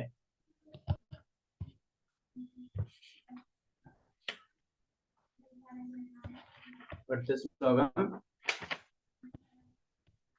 ജരാമരണമോഷയ മാമാശ്രിതയ ദദ്ദിയേതേ ബ്രഹ്മ തദ്വിദം കൃഷ്ണമദാത്മം കർമ്മ ചാഖിലം. വാർദ്ധക്യത്തിൽ നിന്ന് മൃത്യുവിൽ നിന്ന് മോചനം നേടാൻ പ്രയത്നിക്കുന്ന ബുദ്ധിമന്മാർ ഭക്തിഭരിതമായ സേവനത്തിൽ എന്നെ ആശ്രയിക്കുന്നു. ആധ്യാത്മിക പ്രവർത്തനങ്ങളെ പറ്റി പൂർണ്ണ ജ്ഞാനമുള്ളവർ, അവർ വാസ്തവത്തിൽ ബ്രഹ്മം തന്നെ. ഇപ്പൊ വീണ്ടും പറയണെന്ന് വെച്ച് കഴിഞ്ഞാൽ വാർദ്ധക്യം അല്ലെ, നമ്മളെ സംബന്ധിച്ച് ഏറ്റവും ഡേഞ്ചറസ് ആയിട്ടുള്ളത് വാർദ്ധക്യമാണ് അല്ലെ, പിന്നെ മൃത്യു. ഇത് രണ്ടിൽ നിന്ന് മോചനം കിട്ടണമെങ്കിൽ തീർച്ചയായിട്ടും നമ്മൾ എന്താണ്, ഭക്തിയുത സേവനം സതതം കീർത്തിയന്തോമ യഥഞ്ചസ്ത ദൃഢവൃദ്ധ, അത്തരം അടിയുറച്ച വിശ്വാസത്തില് ഭഗവാന്റെ നാമങ്ങൾ നമ്മൾ കീർത്തിച്ചുകൊണ്ടിരിക്കണം. അപ്പൊ അങ്ങനെ വരുന്നവൻ അവൻ എന്റെ പരിപൂർണ ജ്ഞാനമുള്ളവനാണ്, അവൻ ബ്രഹ്മം തന്നെ. അവൻ ബ്രഹ്മം എന്ന് പറഞ്ഞു കഴിഞ്ഞാല് ഭഗവാന്റെ അംശം. അപ്പൊ ഭഗവാനായി മാറല്ലേ ചെയ്യുന്നത്, ഭഗവാന്റെ അംശമാണെന്ന് അവൻ മനസ്സിലാവും. അവൻ അപ്പൊ പരിപൂർണമായ ആനന്ദത്തിലേക്ക് അവൻ കടന്നിട്ടുണ്ടാവും, അതിന്റെ ഭക്തിയിലേക്ക് കടന്നു കഴിഞ്ഞാൽ. അതാണ് അതിൽ പറയുന്നത്. ശുദ്ധ ഭക്തന്മാർ അഭൗതികമായ ബ്രഹ്മഭൂതാവസ്ഥയിൽ സ്ഥിതി ചെയ്യുന്നത് കൊണ്ട് ഭൗതികമായ പ്രവർത്തനങ്ങളെ പറ്റി അവർക്ക് നന്നായിട്ട് അറിയാം. ആ അവസ്ഥയിൽ എത്തുമ്പോ കാര്യങ്ങൾ ഇവിടെ ഒക്കെ എന്താണെന്ന് അറിയാം. അപ്പൊ അതിൽ കണക്ഷൻ ഉണ്ടാവില്ല. വാസ്തവത്തിൽ കൃഷ്ണാവബോധം പ്രവർത്തിക്കുന്നവരെ ബ്രഹ്മൻ എന്ന് വിളിക്കാനേ അർഹതയുള്ളൂ. അപ്പൊ കൃഷ്ണാവബോധം എന്ന് പറഞ്ഞു കഴിഞ്ഞാൽ ആ അവസ്ഥ ഭക്തിയിലേക്ക് എത്തിക്കഴിഞ്ഞാൽ ആ വ്യക്തി എന്ന ബ്രഹ്മൻ എന്നുള്ള അവസ്ഥയിലേക്ക് നമ്മൾ എത്താണ് ചെയ്യുന്നത്. അതായത് ബ്രഹ്മൻ എന്ന് പറയുമ്പോൾ എല്ലാത്തിനും കൂടി ഉൾക്കൊള്ളുന്നു അല്ലെ. നമ്മൾ എല്ലാത്തിനും നമ്മൾ പല രീതിയിൽ ബ്രഹ്മൻ എന്ന് പറയും. ബ്രഹ്മൻ എന്ന് പറയുമ്പോൾ ഈ സകല നമ്മൾ കാണുന്നതും കാണാത്ത എല്ലാത്തിനും ബ്രഹ്മൻ എന്ന് പറയും. പിന്നെ വേറെ രീതി ഇപ്പൊ നമ്മൾ ആത്മാവിനെ നമ്മൾ ബ്രഹ്മൻ എന്ന് പറയും, പരമാത്മാവിനെ ബ്രഹ്മൻ എന്ന് പറയും. ഇതൊക്കെ ബ്രഹ്മം എന്നുള്ള രീതിയിൽ വരുന്നതാണ്. അപ്പൊ നമ്മ ഒരു ശക്തി ജനറൽ ആയിട്ട് പറഞ്ഞു കഴിഞ്ഞാൽ അതെന്താണെന്ന് നമുക്ക് മനസ്സിലാവുന്ന ഒരു അവസ്ഥ, അതാണ് നമ്മൾ ആ സമയത്താണ് നമ്മൾ ആ ബ്രഹ്മം എന്ന് വീണ്ടും നമ്മളെ പറ്റി പറയുന്നത്. അടുത്ത ശ്ലോകം, സാധിഭൂതാദി ദൈവമ്മ സാധിയജ്ഞം ചയേ വിദുഹു പ്രായേണ കാലോപി മാം തേ വിദുർ യുക്ത ചേതസാം. എന്നെ അറിയുകയും എപ്പോൾ എന്നെ കുറിച്ചുള്ള ബോധം പുലർത്തുകയും ചെയ്യുന്നവർ ഭൗതിക പ്രപഞ്ചങ്ങളുടെയും ദേവന്മാരുടെയും സർവയജ്ഞങ്ങളുടെയും നിയന്താവായ ഭഗവാനാണ് ഞാനെന്നറിയുന്നവൻ മരണസമയത്ത് പോലും എന്നെ സ്മരിക്കും. അപ്പൊ ആ അവസ്ഥ എത്തുമ്പോൾ ഭഗവാനെ അറിയേണ്ട അവസ്ഥ, അതിന് നമ്മൾ ചെയ്യണം എന്ന് പറഞ്ഞു. നമ്മൾ നാമം ജപിക്കണം, നമ്മൾ എന്താണ് ആ സ്മരണ നിലനിർത്താൻ വേണ്ടിയാണ്. നമ്മൾ അത് കൂട്ടി ഏത് സമയത്തും ആ ഭഗവത് സ്മരണ നമുക്ക് ഏറ്റവും വലിയൊരു പരീക്ഷ എന്ന് പറഞ്ഞത് നമ്മളെ മരണസമയമാണ് അല്ലെ. അതേവരെ നമ്മൾ പല കസരത്തുകളും കാണിച്ചുകൊണ്ടിരിക്കും, ആർക്കും ഒരു പ്രശ്നമില്ല, എനിക്ക് എന്താന്നുള്ള രീതി ജീവിച്ചുകൊണ്ടിരിക്കും അല്ലെ. ആ മരണസമയം അടുക്കും തോറാണ് നമുക്ക് മനസ്സിലാവുന്നത് ഈ ഭൗതിക ലോകം വെറും ടെമ്പററി ആണ് നമുക്ക് മനസ്സിലാവുന്ന ഒരു അവസ്ഥ എത്തും അല്ലെ. ആ സമയത്ത് നമ്മളെ സ്മരണ നമ്മളെ ഭഗവാനിലേക്ക് നമ്മൾ എത്തിച്ചിരിക്കണം. അതിനാണ് ശരിക്കും നമ്മൾ ആദ്യമേ തന്നെ എത്രയോ പെട്ടെന്ന് നമ്മൾ ഭഗവത് സ്മരണത്തിലേക്ക് പോകണം, ഭഗവാന്റെ നാമങ്ങളിലേക്ക് പോകണം. അതാണ് പരീക്ഷ. ക്ലിയർ കട്ട് നമുക്ക് പറഞ്ഞു തരുന്നുണ്ട്, നിനക്ക് എങ്ങനെ വേണമെങ്കിൽ ജപിക്കാം, പക്ഷെ പരീക്ഷ നടത്തുന്നത് ഞാനാണ്. ഞാൻ എന്ന് പറഞ്ഞ ഭഗവാൻ അല്ലട്ടാ, അത് നമ്മൾ ചിന്തിക്കരുത്. അതിനുള്ള ദേവന്മാർ വരെയുണ്ട്. അത് നമ്മൾ ഇപ്പൊ യമദേവനൊക്കെ അതിൽ നിന്ന് വരുന്നതാണ്, ചിത്രഗുപ്തനൊക്കെ കാറ്റഗറിയിൽ വരുന്നതാണ്. അപ്പോ അവിടെ എത്തിക്കഴിഞ്ഞാൽ പിന്നത്തെ ജന്മം നീയല്ല തീരുമാനിക്കുന്നത്. ഇത് ഈ ജന്മത്തിനൊക്കെ എന്ത് വേണമെങ്കിലും ചെയ്യാം, പക്ഷെ അടുത്ത ജന്മം തീരുമാനിക്കുന്നത് നിന്റെ കർമ്മങ്ങളാണ്. അവിടെയാണ് പ്രശ്നം. അപ്പൊ നമ്മളെ കർമ്മങ്ങള് ഭഗവത് സമർപ്പണത്തിലേക്ക് നമ്മൾ കൊണ്ടുപോയി കഴിഞ്ഞാൽ തീർച്ചയായിട്ടും അടുത്ത ജന്മം അങ്ങനെ നമുക്ക് ലഭിക്കും. നമ്മൾ പഠിച്ചു കഴിഞ്ഞു. അപ്പൊ നമ്മൾ എന്താണ് ഇത് കൊണ്ടുപോകണം, സ്മരണ നമ്മള് കൊണ്ടുപോകണം. അതാണ് പറഞ്ഞത്, മരണസമയത്തും നമ്മൾ ഈ സ്മരണ കൊണ്ടുപോകണം. അപ്പൊ ചിന്തിക്കും, ജനറൽ ആയിട്ട് നമ്മളെ രീതിയിലുള്ള വ്യക്തികൾ ചിന്തിക്കും, അങ്ങനെ ആ സമയം ഇപ്പൊ നമുക്ക് നടന്നിട്ട് ആ സമയത്ത് അങ്ങോട്ട് സ്മരിച്ചാൽ പോരെ അല്ലേ, അങ്ങനെ ചിന്തിക്കൂല നമ്മള്. ഇതെന്തിന് ഇപ്പൊ ഇത്ര ബുദ്ധിമുട്ട് നാമൊക്കെ ജപിക്കുന്നു, ആ സമയത്ത് ഇപ്പൊ എത്ര 75-80 വയസ്സാകുമ്പോൾ നമുക്ക് അങ്ങോട്ട് 1-2 പ്രാവശ്യം കൊണ്ട് നാമം ജപിച്ചാൽ പോലെ എന്ന് ചിന്തിക്കും അല്ലേ. അങ്ങനെ നമുക്ക് പറ്റുമോ? അതിനെപ്പറ്റി നിങ്ങൾ എന്താണ് അഭിപ്രായം? ഹരേ കൃഷ്ണ. നമ്മൾ ഇത്രയും നാമം ജപിക്കേണ്ട വല്ല ആവശ്യമുണ്ട്? അപ്പൊ അത് മരണസമയം ആവുമ്പോൾ പറയാം, അപ്പൊ മരണസമയം ആയിട്ടുണ്ട്, ഏകദേശമൊക്കെ ആയിട്ടുണ്ട് അല്ലേ. ആ സമയത്ത് അങ്ങോട്ട് ഹരേ കൃഷ്ണ മരണസമയം ആർക്കും അറിയാൻ പറ്റില്ലല്ലോ, നമുക്ക് അറിയാൻ പറ്റൂല. ഇപ്പൊ ഏകദേശം നമ്മളിപ്പോ നമുക്ക് ഏകദേശം അറിഞ്ഞെന്ന് കൂട്ട്. ഇപ്പൊ നമുക്കറിയാം അത്ര ഏജ്ഡ് ആയിട്ട് നമുക്ക് എടുപ്പം അങ്ങനത്തെ അവസ്ഥ വരുമ്പോൾ നമുക്ക് അറിഞ്ഞെന്തായാലും എനിക്ക് ഇത്ര നാളില്ല നമുക്ക് അറിയാവുന്ന ഒരു അവസ്ഥ വരുന്നേക്കാം. അപ്പൊ അങ്ങോട്ട് ജപിച്ചാ പോരെ നമ്മള്, അല്ലെ അപ്പൊ ഭഗവാന്റെ സ്മരണ കാറ്റിയാ പോരെ. അപ്പോഴേ നമുക്ക് ഇപ്പം ജപിക്കണ പോലെ പറ്റില്ല. കറക്റ്റ്. കാരണം അവിടെയാണ് പോയിന്റ്. നമ്മളിത് പ്രാക്ടീസ് ആണ് ചെയ്തുകൊണ്ടിരിക്കുന്നത്. ആ സമയത്ത് നമുക്ക് നമ്മളെ ബോധം തന്നെ ഉണ്ടാവില്ല പകുതി, പക്ഷെ ഓർമ്മ ഉണ്ടാവില്ല. പിന്നെ നമ്മളെ സ്മരണ ഇതൊന്നും ആയിരിക്കില്ല. ഇത്രയും കാലം നമുക്ക് സ്മരണ ഇല്ലാത്ത വ്യക്തികൾക്ക് ആ സമയത്ത് പിന്നെ അടുത്ത ബിസിനസ് അല്ലെങ്കിൽ അടുത്ത പരിപാടികൾ നമ്മൾ പ്ലാൻ ചെയ്തുകൊണ്ടിരിക്കുകയായിരിക്കും. മരിക്കുന്ന സമയത്തും പ്ലാനിങ് ആയിരിക്കും നമ്മള്, മനസ്സിലായ? അപ്പൊ ആ പ്ലാനിങ് ഒക്കെ സ്റ്റോപ്പ്. ഈ പ്ലാൻ ചെയ്യുന്നത് ഭഗവാനാണ് നമ്മൾ മനസ്സിലാക്കി കഴിഞ്ഞാൽ പ്രശ്നമില്ല. കാരണം നമ്മൾ അത് പിന്നെ ഡീറ്റെയിൽ ആയിട്ട് വരുന്നുണ്ട്. ആ ഡീറ്റെയിൽ ആയിട്ട് വരുന്നത് നമുക്ക് കിട്ടിയ വിദ്യാഭ്യാസം, നമുക്ക് കിട്ടിയ ധനം, നമുക്ക് കിട്ടിയ കുലം, അതൊക്കെ ഈ ജന്മത്തിന്റെ അല്ല. നമ്മൾ വിചാരിക്കും ഞാനാണ് ഇതൊക്കെ ചെയ്തത്, ഞാനല്ല, ഇതൊക്കെ കഴിഞ്ഞ ജന്മത്തിന്റെ ആണ് കിട്ടുന്നത്. അത് നമ്മളെ ജീവിതം ഒന്ന് ജസ്റ്റ് ഒന്ന് സ്ക്രീൻ ചെയ്ത് കഴിഞ്ഞാൽ കാര്യം മനസ്സിലാവും നമുക്ക്. അപ്പൊ ആ അവസ്ഥ, അപ്പൊ ഇത് ഈ നമുക്ക് കിട്ടിയിട്ടുള്ള ഭാഗ്യം അത് നമ്മൾ എന്താണ് ഭഗവാൻ സ്മരണയ്ക്ക് വേണ്ടി നമ്മൾ കുറച്ചെങ്കിലും മാറ്റി വയ്ക്കുക. അതിന്റെ ഗുണം നമ്മൾ പറഞ്ഞു. അറ്റ്ലീസ്റ്റ് മൃഗങ്ങളായിട്ടില്ലെങ്കിൽ നമ്മൾ ജനിക്കൂല, അറ്റ്ലീസ്റ്റ് ഒരു മനുഷ്യ ജന്മെങ്കിലും നമുക്ക് കിട്ടും. അതാണ് അതിന്റെ ഗ്യാരണ്ടി. എന്നാലേ നമുക്ക് എന്തെങ്കിലും ചെയ്യാൻ പറ്റുള്ളൂ. അപ്പൊ ഇതിൽ പറയുന്നത് കൃഷ്ണബോധം പ്രവർത്തിക്കുന്നവർ ഭഗവാനെ കുറിച്ചുള്ള ജ്ഞാനത്തിന്റെ മാർഗത്തിൽ നിന്ന് ഒരിക്കലും വ്യതിചലിക്കില്ല.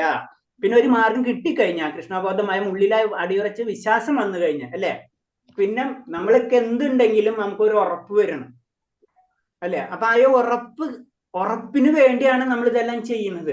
സത്യം പറഞ്ഞു കഴിഞ്ഞാൽ നമുക്കൊരു ഉറപ്പ്, ഏത് സമയത്തും ഭഗവാൻ എൻ്റെ കൂടെ ഉണ്ടാവും എന്നുള്ളൊരു അവസ്ഥ നമ്മളിലേക്ക് വന്നു കഴിഞ്ഞാൽ പിന്നെ നമുക്ക് ഭയമില്ല. അതാണ് അതിന്റെ പ്രതി, നമുക്ക് പിന്നെ ഭയം വരില്ല. അതാണ് നമ്മൾ ഉണ്ടാക്കിയെടുക്കേണ്ടത്. കൃഷ്ണബോധം മാറുന്ന ഒരാൾക്ക് മരണസമയത്ത് കൃഷ്ണനെ വിസ്മരിക്കാൻ കഴിയില്ല. അതുകൊണ്ട് അയാൾ സ്വാഭാവികമായ ഭഗവദ്ധാമായ ഗോലോക വൃന്ദാവനത്തിൽ എത്തിച്ചേരും.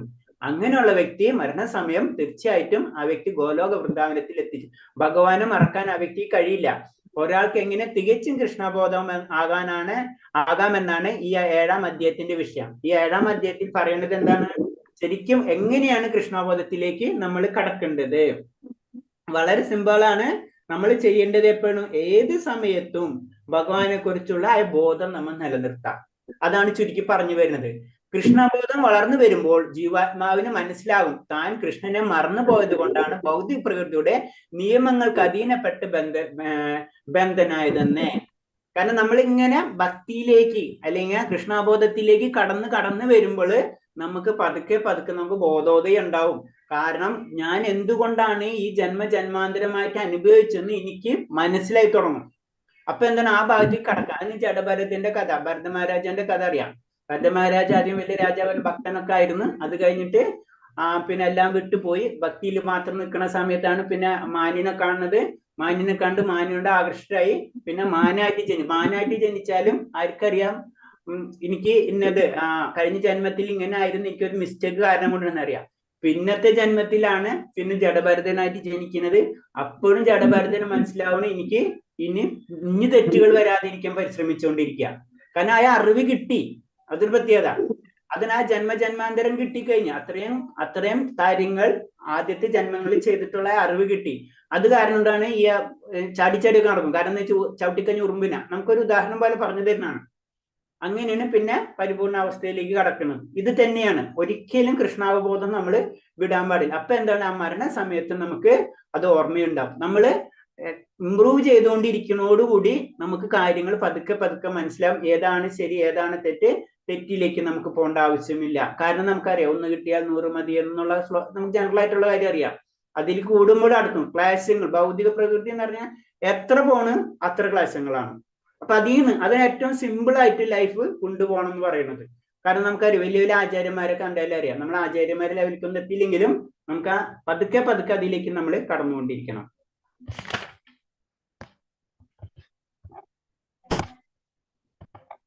ഹരേ കൃഷ്ണ. ഈ അധ്യായം കഴിഞ്ഞു. ഇതിൽ എന്തെങ്കിലും സംശയം ഉണ്ടെങ്കിൽ ചോദിക്കാം, അല്ലെങ്കിൽ ക്വസ്റ്റ്യൻസിലേക്ക് കടക്കാം. ക്ലിയർ അല്ലേ ഇത്? അപ്പൊ എല്ലാവരും നാളെ തൊട്ട് ജപം തുടങ്ങുമല്ലോ.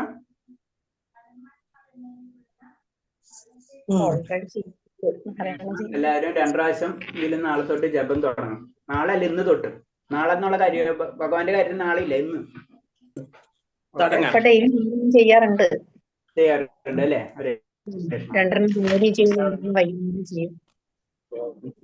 ഗുരുജി, കാലത്ത് ഞാൻ പറഞ്ഞ ജപിച്ചു. ഇനി വൈകുന്നേരം ഈ ജപം കൂടി കഴിഞ്ഞിട്ടേ ഉള്ളൂ ഉറക്കം. ഓക്കെ, ഹരേ കൃഷ്ണ.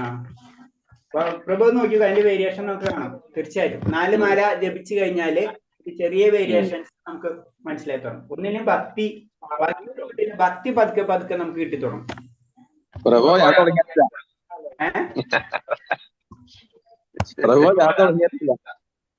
എന്താ ഞാൻ തുടങ്ങിയിട്ടില്ല പ്രഭു. തുടങ്ങും. രമേഷ് പ്രഭു തുടങ്ങിയിട്ടില്ലേ? ഇല്ല, തുടങ്ങിയിട്ടില്ല. അത് ശരിയാവില്ല. ഭഗവാന്റെ കാര്യത്തിന് ഒരു ഓപ്ഷനും ഇല്ല നമുക്ക്. മനസ്സിലായോ?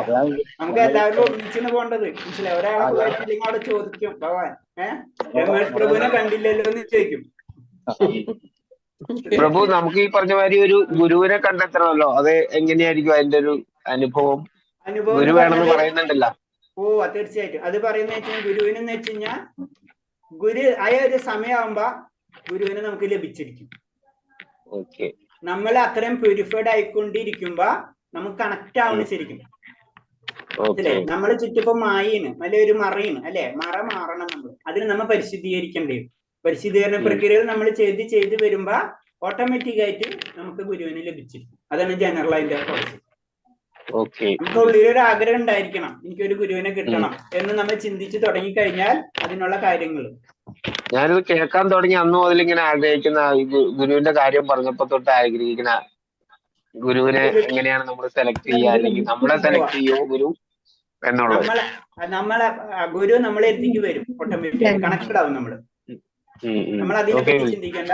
കാരണം നമ്മൾ ചിന്തിക്കേണ്ടത് ഇത്രേ ഉള്ളൂ, ഭഗവാനെ കിട്ടാൻ വേണ്ടി. അപ്പൊ ഭഗവാനെ നമുക്ക് നേരിട്ട് കിട്ടൂല, ഗുരുവിന്റെ കൂടെ ത്രൂവേ നമുക്ക് കിട്ടുള്ളൂ. അപ്പൊ ഗുരു ഓട്ടോമാറ്റിക് ആയിട്ട് നമുക്ക് കണക്ട് ആവും. ഭക്തി മാത്രം ചിന്തിച്ചാൽ മതി. ഈ പറഞ്ഞു തരുന്നൊക്കെ ഗുരുക്കന്മാരല്ലേ?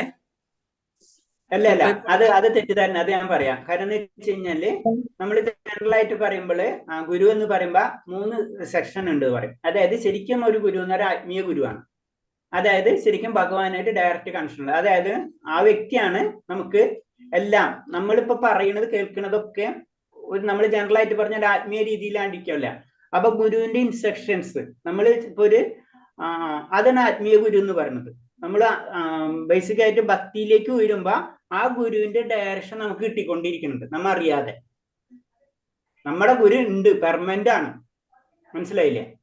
ആ ഗുരുവിന്റെ ഡയറക്ഷൻ ഇപ്പൊ പ്രഭുജി പറയുന്ന പോലെയല്ലേ ഇപ്പൊ ഞങ്ങള് ചെയ്യുന്നത്, മാല ജപിക്കുന്നതും? അത് പറഞ്ഞ അല്ലേ? അതല്ല അതാണ് പറഞ്ഞത്. അത് ആര് പറഞ്ഞാണ്? ഞാൻ പറഞ്ഞതല്ലല്ലോ, മനസ്സിലായില്ല? ഞാൻ പറഞ്ഞതല്ല, ഞാനൊരു മീഡിയേറ്റർ അല്ല ശരിക്കും പറഞ്ഞു അല്ലേ?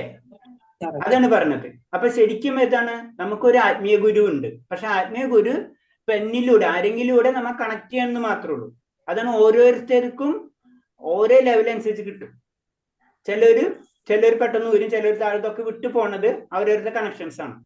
അപ്പൊ നമ്മളൊരു മീഡിയേറ്റർ എന്ന് മാത്രമേ ഉള്ളൂ. അപ്പൊ നമ്മൾ ജനറൽ ആയിട്ട് പറയുമ്പോ ആത്മീയ ഗുരു ഉണ്ട്, ജനറൽ ആയിട്ട് ശിക്ഷാ ഗുരു ഉണ്ട്, പിന്നെ ആരെങ്കിലും നമുക്ക് കണക്ട് ചെയ്തിട്ട് തന്നവരുണ്ടാവും, അവരെയും ഗുരുവായിട്ട് കൂട്ടും, ജനറൽ വരും. പക്ഷെ ആത്മീയ ഗുരുവാണ് ഫൈനൽ ഗുരു. ഞാൻ ഹരിദ്വാർ പോയപ്പോ എനിക്കൊരു ഗുരുവിന് ഇതേമാതിരി അവിടെ വെച്ച് തന്നെ കിട്ടി. കാരണം ഞാൻ ഒറ്റയ്ക്കാണ് ഇവിടുന്ന് പോയത്. അവിടെ ചെന്നപ്പോ ഹിന്ദിക്കാരാവുകൊണ്ട് എനിക്ക് ഹിന്ദി അത്ര വലിയ വശമില്ലായിരുന്നു. പക്ഷെ പുള്ളി സംസാരിക്കണ എനിക്ക് ഒരുമാതിരി കമ്മ്യൂണിക്കേറ്റ് ചെയ്യാൻ പറ്റി. എന്നെ അവിടെ എല്ലാം കൊണ്ടുപോയി എല്ലാ കാര്യങ്ങളും കാണിച്ചു. എനിക്ക് രുദ്രാക്ഷ ഈ മാല മേടിച്ചു തന്നു, ഒരു ഇരിക്കാനുള്ള ഒരു ഇതും മേടിച്ചു തന്നു.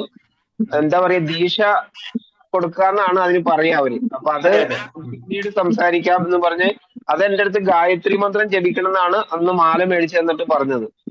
എല്ലാ ദിവസവും ഗായത്രി മന്ത്രം ജപിക്കണം. അവിടെ നമ്മൾ ഗായത്രി മന്ത്രമൊക്കെ നമ്മളെ കൊണ്ട് സ്വയം ചെയ്യിപ്പിച്ചു. അതൊക്കെ ഫ്രീ ആണ്. അതാണ് നമ്മുടെ ഇവിടെയൊക്കെ അമ്പലത്തിൽ ചെല്ലണേടത്ത് കാശ, അവിടെ ഒന്നിനും പൈസ ഇല്ല. ഇങ്ങനെ ഹോമകുണ്ടങ്ങൾ ഉണ്ടാക്കി വെച്ചിട്ട് നമുക്ക് അവിടെയൊക്കെ ഫ്രീ ആയിട്ട് ജപിക്കാനുള്ള എല്ലാ സാധനങ്ങളും നമുക്ക് തരും. പിന്നെ ശിവന് അഭിഷേകം നടത്താം, എല്ലാം ചെയ്യാം, താമസം ഭക്ഷണം എല്ലാം ഫ്രീ. അത് പറഞ്ഞു വെച്ചാലേ പല പരമ്പരകളുണ്ട്. പല പരമ്പര നമ്മളിപ്പോ പറയുന്നില്ല, ഇപ്പം കുറെ മായാവാദം, അങ്ങനെ പല പരമ്പരകളുണ്ട്, മനസ്സിലായില്ലേ? ലാസ്റ്റ് എത്തുന്നത് ഒന്നുണ്ടെങ്കിലും ചിലതിൽ നമ്മൾ ഏതെങ്കിലും നമ്മൾ കണക്ട് ചെയ്ത് കഴിഞ്ഞാൽ അവരുടേതായ നിയമങ്ങളും കാര്യങ്ങളും. ഇപ്പൊ നമ്മൾ ഇസ്കോണിന്റെ റൂൾസ് ഉണ്ട്. അതായത് ഗൗഡിയ വൈഷ്ണവ രീതി എന്ന് പറഞ്ഞ ഒരു രീതിയുണ്ട്. ഈവൻ ഞാൻ പറയുന്നത് ജനറൽ ആയിട്ട് പറയുമ്പോൾ നമ്മളിപ്പോ തമിഴ്നാട്ടിലുള്ളവരൊക്കെ കുരി തോടുന്നത് കണ്ടിട്ടില്ലേ? അത് ചെറിയ ഡിഫറൻസ് ഇല്ലേ? അതിന് ഓരോ പരമ്പരകളെ നമുക്ക് റെക്കഗ്നൈസ് ചെയ്യാൻ പറ്റും. അപ്പൊ അത് ലക്ഷ്മി സമ്പ്രദായം, നമ്മുടെ സമ്പ്രദായത്തിന് വൈഷ്ണവ സമ്പ്രദായത്തിന് തന്നെ 4 ഡിവിഷൻ ഉണ്ട്. നമ്മൾ ആദ്യത്തെ ക്ലാസ്സുകളിൽ പറഞ്ഞിട്ടുണ്ട്. വൈഷ്ണവ സമ്പ്രദായം തന്നെ 4 ഡിവിഷൻ ആയി, ജനറൽ ആയിട്ട് ഡിവിഷൻ. അതിൽ കുറെ സബ് ഗ്രൂപ്പുകൾ വേറെ, മനസ്സിലായി? അതിൽ വരുന്നതാണ് ബ്രഹ്മ സമ്പ്രദായം, കുമാര സമ്പ്രദായം, ലക്ഷ്മി സമ്പ്രദായം, പിന്നെ കുമാരം, ലക്ഷ്മി, പിന്നെ ഒരു സമ്പ്രദായം ഉണ്ട് ഗൗഡിയ സമ്പ്രദായം. അപ്പൊ ഏത് സമ്പ്രദായ? ഏത് ഗോപിയായിട്ട് ഇങ്ങനെ തൊടുന്നതേ അത് ഏത് സമ്പ്രദായം? നമ്മുടെ സമ്പ്രദായം ബ്രഹ്മ സമ്പ്രദായം എന്ന് പറയും. ബ്രഹ്മാവിൽ നിന്ന് എല്ലാതും ഭഗവാനിൽ നിന്നാണ് വരുന്നത് അല്ലെ?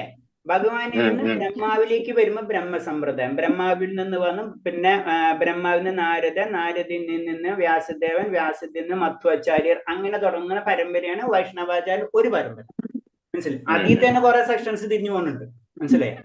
അതേപോലത്തെ പല പരമ്പരകളുണ്ട്. പിന്നെ അതുപോലെ തന്നെ ലക്ഷ്മി പരമ്പര, പിന്നെ കുമാരം, പിന്നെ രുദ്ര, അതൊക്കെ വൈഷ്ണവ പരമ്പര തന്നെയാണ്. ഇതേപോലെ തന്നെ പല പരമ്പരകൾ ഇപ്പൊ ശിവന്റെ, അതുപോലെ തന്നെ ദേവീര ശക്തികൾ, അതിന് പല പരമ്പരകൾ, ഇങ്ങനെ അനവധി പരമ്പരകളുണ്ട് നമ്മുടെ പ്രത്യേകിച്ച് ഭാരതത്തിൽ. അപ്പൊ നമ്മൾ ചെന്ന ഏതെങ്കിലും ഇപ്പൊ പ്രഭു അനുസരിച്ച് ചിലപ്പോ ഏതെങ്കിലും ശിവനായിട്ട് ബന്ധപ്പെട്ടിട്ടുള്ള ഏതെങ്കിലും പരമ്പരയിലായിരിക്കും ചെന്ന് കണക്ട് ആയിട്ടുണ്ടാവുക, കണക്ട് ആകാൻ പോയിട്ടുണ്ടാവുക, പറയാൻ പറ്റില്ല, എനിക്കറിയില്ല ജനറൽ. അപ്പൊ അത്തരം പരമ്പരകളുണ്ട്. അപ്പൊ അതിൽ ഓരോരുത്തരും ഗുരു പരമ്പരകൾ ഉണ്ടാവും, ഗുരുക്കന്മാരുണ്ടാവും അവർക്ക്. അപ്പൊ അതൊന്നും നമ്മളിപ്പോ നോക്കേണ്ട ആവശ്യമില്ല. നമുക്ക് ഏറ്റവും നോക്കേണ്ടത് നമുക്ക് അൾട്ടിമേറ്റ് പെർമനന്റ് മുക്തിയാണ് അല്ലെ? അപ്പൊ അങ്ങനെ നോക്കുമ്പോൾ നമ്മൾ ഭക്തിപരമായിട്ടുള്ള ഭഗവാനാണ് അൾട്ടിമേറ്റ് എന്നൊക്കെ മനസ്സിലായെങ്കിൽ ഭഗവാന്റെ കാര്യങ്ങൾ ചെയ്യാൻ ശ്രമിച്ചുകൊണ്ടിരിക്കുക. പിന്നെ ഗുരു തന്നെ കണക്ട് ആയിക്കോളും. അപ്പൊ നമ്മൾ അതും പഠിച്ചു അല്ലെ? ഏത് ദേവതാ സങ്കല്പത്തിനാണ് നമുക്ക് ആഗ്രഹം എന്ന് വെച്ചാൽ ആ ദേവതാ സങ്കല്പത്തെയും കണക്ട് ചെയ്ത് തരുന്നത് ഭഗവാനാണെന്ന് പഠിച്ചു അല്ലെ? ഇതേപോലെ തന്നെ ഏത് ഗുരുവിനാണ് നമുക്ക് ആഗ്രഹമുള്ളത് ആ ഗുരുവായിട്ട് നമുക്ക് കണക്ട് ആവും, മനസ്സിലായില്ലേ? അതിനെ ഗുരു നമ്മൾ കണക്ട് ചെയ്യും. അപ്പൊ നമ്മളിപ്പൊ കേൾക്കുന്നത് മുഴുവനും ഒരു ആത്മീയ ഗുരുവിന്റെ നിർദ്ദേശം. ഇപ്പൊ പ്രഭാസ്വാമി നമുക്ക് ഇൻഡയറക്റ്റ് ആയിട്ട് പറഞ്ഞു തരണം അല്ലെ? പ്രഭാസ്വാമി ഇല്ലെങ്കിൽ ഇപ്പൊ എന്താണ് നമ്മളെ പ്രഭാസ്വാമി വ്യാഖ്യാനങ്ങൾ എഴുതിയ ആ വ്യാഖ്യാനത്തിൽ കൂടിയാണ് അല്ലെ പ്രഭാസ്വാമിയുടെ മുന്നിലുള്ള മറ്റുള്ളൂ. അപ്പൊ ഇവിടെ ഗുരു പരമ്പരയിൽ കുട്ടി നമ്മള് കിട്ടും. അപ്പൊ അവരാണ് ആത്മീയ ഗുരുക്കന്മാരെന്ന് പറയുന്നത് അല്ലെ? ബാക്കിയുള്ളവർ നമ്മൾ പഠിപ്പിക്കണം. അപ്പൊ അതിന് ശിക്ഷാ ഗുരുക്കന്മാരെന്ന് പറയും, പഠിപ്പിക്കുന്നവർ, അതായത് ജനറൽ ആയിട്ട് പറഞ്ഞു തരുന്നവർ. ആ ഗുരുക്കന്മാരിൽ തന്നെ സെക്ഷൻസ് ഉണ്ട്. അപ്പൊ അതിന് അന്യഗുരും ശിക്ഷാഗുരും പിന്നെ വേറെ ഗുരുവിന്റെ പേര് ഞാൻ വിട്ടുപോയി. അത് ജസ്റ്റ് നമ്മളൊരു ഇൻഡിക്കേഷൻ തരുന്ന വരാം. ഓക്കെ ഹരേ കൃഷ്ണ പ്രഭുജി, ഹരേ കൃഷ്ണ പ്രഭുജി. അപ്പൊ പ്രഭുജി ശിക്ഷാഗുരുവാണ് നിങ്ങളുടെ അല്ലെ? ആ ശിക്ഷാഗുരു എന്ന് പറയാം. ശിക്ഷാഗുരു എന്ന് പറയുമ്പോൾ ജസ്റ്റ് നമുക്ക് ശിക്ഷ അത് പഠിപ്പിക്കണം, എന്താണ് കാര്യം എന്ന് പറഞ്ഞു തരുന്ന വ്യക്തികൾ. അത്ര അത് കുറെ ഉണ്ടാവും. ഇപ്പൊ പ്രഭു ഒരു ക്ലാസ്സിൽ കയറി അവിടെ ഉണ്ട് ഒരാൾ, പിന്നെ അടുത്ത ക്ലാസ്സിൽ കയറി അവിടെ ഉണ്ട് വേറെ ടീച്ചർമാരുണ്ടാവും. അത് നമ്മൾ തരുന്ന നമ്മളെല്ലാവരും ജനറൽ ആയിട്ട് പറയുമല്ല, അത്രേ ഉള്ളൂ. അവർക്ക് അങ്ങനത്തെ പവർ ഇല്ല, മനസ്സിലായ? പവർ ഉള്ളത് ആത്മീയ ഗുരുക്കന്മാർക്ക് മാത്രം. മറ്റുള്ളവര് ടീച്ചേഴ്സ് ആണ് ജനറൽ ആയിട്ട് പറഞ്ഞ. പ്രഭുവിന് ചിലപ്പോ 10 ശിക്ഷാഗുരുന്മാരുണ്ട്, ചിലപ്പോ 1000 ഗുരുക്കന്മാരും ഉണ്ടാവും, ഇല്ലേ? അപ്പൊ അത് പെർമനൻസി ഇല്ല. വേറൊരു കാര്യം ചോദിക്കാനുള്ളത്, നമ്മൾ ഇങ്ങനെ കുറി തൊടുന്നുണ്ടല്ലോ നേരിട്ടിട്ട്, എല്ലായിടത്തും നമ്മൾ അമ്പലത്തിൽ പോയ തൊടുന്ന കുറി, അത് എന്തിനോടനുബന്ധിച്ചിട്ടുള്ളതാ? അപ്പോ അതല്ല, അത് പറഞ്ഞില്ലേ, നമ്മളെ നാട്ടിൽ നിന്ന് വെച്ച് കഴിഞ്ഞാൽ പല പരമ്പരകളൊക്കെ കാരണം അങ്ങോട്ടും ഇങ്ങോട്ടും മിക്സ് ആക്കി എടുക്കാം. നമുക്കത് ഇപ്പൊ നമ്മള് ഇത് കറക്റ്റ് ആയിട്ട് ഇത് ഈ പരമ്പരയിലാണ് നമ്മൾ വിശ്വസിക്കുന്നത്. അപ്പൊ ഈ പരമ്പരയിലുള്ള ഒരു സിമ്പിൾ ആണ് ഏതാണ്? ഭഗവാന്റെ പാദവും അതേപോലെ തന്നെ തുളസീദളം. ഇതാണ് ഇൻഡിക്കേഷൻ. അപ്പൊ അതൊരു പരമ്പരയുടെ ഇൻഡിക്കേഷനും കൂടിയാണത്. ഞാൻ പറഞ്ഞില്ലേ, ശ്രീ സമ്പ്രദായത്തിലാണ് ഞാൻ കുറിയുടെ നമ്മള് എവിടെയാണ് ഇവിടെ പോകുമ്പോ പ്രത്യേകിച്ച് കാണാം. സൗത്ത് ഇന്ത്യയിൽ പോകുന്ന പല ക്ഷേത്രങ്ങളിൽ പോയി കഴിഞ്ഞാല് ശ്രദ്ധിച്ചിട്ടില്ലേ, അവിടുത്തെ കുറിയുടെ രീതി വേറെ രീതിയല്ലേ? തിരുപ്പതിയിലൊക്കെ പോയി കഴിഞ്ഞാല് അവിടുത്തെ കുറിയുടെ രീതി വേറൊരു ടൈപ്പ് അല്ലേ? പരമശിവന്റെ അവരെ രീതി വേറെ രീതിയല്ലേ? അപ്പൊ പ്രഭുജി, അപ്പൊ നമ്മള് ഗുരുവായൂർ പോയാൽ തൊടുന്ന അതോ ആ സിസ്റ്റോ അതെന്താണ്? അതും ഇതേപോലെ തന്നെ പല പരമ്പരയിൽ നിന്നും വന്നിട്ട് ഇതെല്ലാതും കൂടെ ജനറൽ ആയിട്ട് പല മിസ്സിങ് വന്നിട്ടുള്ളതാണ്, മനസ്സിലായില്ലേ? നമുക്കിപ്പ അതിനുണ്ടാവാം, എനിക്കത് ഡീറ്റെയിൽ ആയിട്ട് അറിയില്ല. അപ്പൊ എന്താ പറയുന്നത് വെച്ച് കഴിഞ്ഞാല്, ഈ കറക്റ്റ് ആയിട്ട് ഒരാളെ കണ്ടു കഴിഞ്ഞാൽ നമുക്കറിയാം. ഇപ്പൊ നമുക്കറിയില്ല എന്ന് മാത്രമേ, ജനറൽ ആയിട്ട് കണ്ടുള്ള വ്യക്തികൾക്ക് അയാൾ ഇന്ന പരമ്പരയിലാണെന്ന് കറക്റ്റ് ആയിട്ട് മനസ്സിലാക്കാൻ പറ്റും. ഇപ്പൊ അറിഞ്ഞൊന്നും മനസ്സിലാക്കാൻ പറ്റില്ല. നമ്മൾ എന്ത് ചെയ്യും? ഇങ്ങനെ കുറിയും തോടും, വേറെ രീതിയിലുള്ള ഡ്രസ്സും ധരിക്കും. അപ്പൊ ഏതാണെന്ന് മനസ്സിലാക്കുക, കാരണം നമുക്ക് എല്ലാതുകൊണ്ട് മസാല ആയിപ്പോയി. മനസ്സിലായില്ല? അപ്പൊ നമുക്കത് ക്ലിയർ കട്ട് പറയാൻ പറ്റില്ല ഏത് പരമ്പരയാണ് എവിടെന്നാ വന്നതെന്ന്. എല്ലാവരും ചെയ്യണം, ഞാനും ചെയ്യണം, അത്രേ ഉള്ളൂ. ശരി പ്രഭുജി, ശരി. ഹരേ കൃഷ്ണ, വളരെ സന്തോഷം. ഹരേ കൃഷ്ണ. നമുക്കിന്ന് ക്വസ്റ്റ്യൻസിന് ലേറ്റ് ആയി, നമ്മളെ ദിവസം ഇങ്ങനെ ഇറക്കിയിട്ട് ഇങ്ങനെ ലേറ്റ് ആയിക്കൊണ്ടിരിക്കും. ഹരേ കൃഷ്ണ. അപ്പൊ ആദ്യത്തെ ക്വസ്റ്റ്യൻ 7ാമത്തെ അധ്യായത്തിലെ എന്താണ്? കൃഷ്ണശാസ്ത്രം. ആരെ എഴുതിയിട്ടുള്ള? ആരെങ്കിലും എഴുതിയിട്ടുണ്ടോ? ഞാൻ എഴുതിയിട്ടുണ്ട്. മാതാജിയുടെ പേരെന്താ? കൃഷ്ണന്റെ ശാസ്ത്രം എപ്രകാരമാണ് ഒരാൾക്ക് ഗ്രഹിക്കാൻ സാധിക്കുന്നത്? ആരെ പറഞ്ഞത്? സ്മിത മാതാജി പറഞ്ഞില്ലേ എഴുതിന്ന്? എഴുതിയിട്ടുണ്ട്. അപ്പൊ ശരി, മാതാജി പറയും. കൃഷ്ണന്റെ ശാസ്ത്രം എപ്രകാരമാണ് ഒരാൾക്ക് ഗ്രഹിക്കാൻ സാധിക്കുന്നത്? ആൻസർ പറയട്ടെ? ആൻസർ പറഞ്ഞോളൂ. കൃഷ്ണനിൽ നിന്നോ കൃഷ്ണാവബോധം ഉദിച്ച ഭക്തനിൽ നിന്നോ കേൾക്കുന്നത് കൊണ്ട് മാത്രമേ ഒരാൾക്ക് കൃഷ്ണന്റെ ശാസ്ത്രം ഗ്രഹിക്കാൻ കഴിയൂ. ഹരേ കൃഷ്ണ. നോട്ട് ചെയ്തില്ല? കൃഷ്ണനിൽ നിന്നോ കൃഷ്ണാവബോധം ഉദിച്ച ഭക്തനിൽ നിന്ന് കേൾക്കുന്നത് കൊണ്ട് മാത്രമേ ഒരാൾക്ക് കൃഷ്ണശാസ്ത്രം ഗ്രഹിക്കാൻ കഴിയുള്ളൂ. അപ്പൊ ക്ലിയർ കട്ട് മനസ്സിലായില്ലേ? ഒന്നിനെ ഭഗവാൻ വേണം, അല്ലെങ്കിൽ ഗുരുക്കന്മാര് വേണം. അങ്ങനെ കിട്ടിയാൽ മാത്രമേ ഭഗവാനെ നമുക്ക് മനസ്സിലാക്കാൻ കഴിയുള്ളൂ. അപ്പൊ നമുക്ക് ഇപ്പൊ കിട്ടണതോ അത് നമ്മളെ ഗുരുക്കന്മാരിൽ നമുക്ക് കിട്ടിക്കൊണ്ടിരിക്കണം, അല്ലെ? ഗുരുക്കന്മാരിൽ നമ്മൾ പറഞ്ഞില്ല, ആചാര്യ പരമ്പരയിൽ ത്രൂ ആണ് നമുക്ക് കിട്ടുന്നത്. അങ്ങനെ മാത്രമേ ഭഗവത് ശാസ്ത്രം നമുക്ക് ഗ്രഹിക്കാൻ കഴിയുള്ളൂ. അത് നമ്മൾ ആദ്യം മനസ്സിലാക്കണം. അടുത്തത്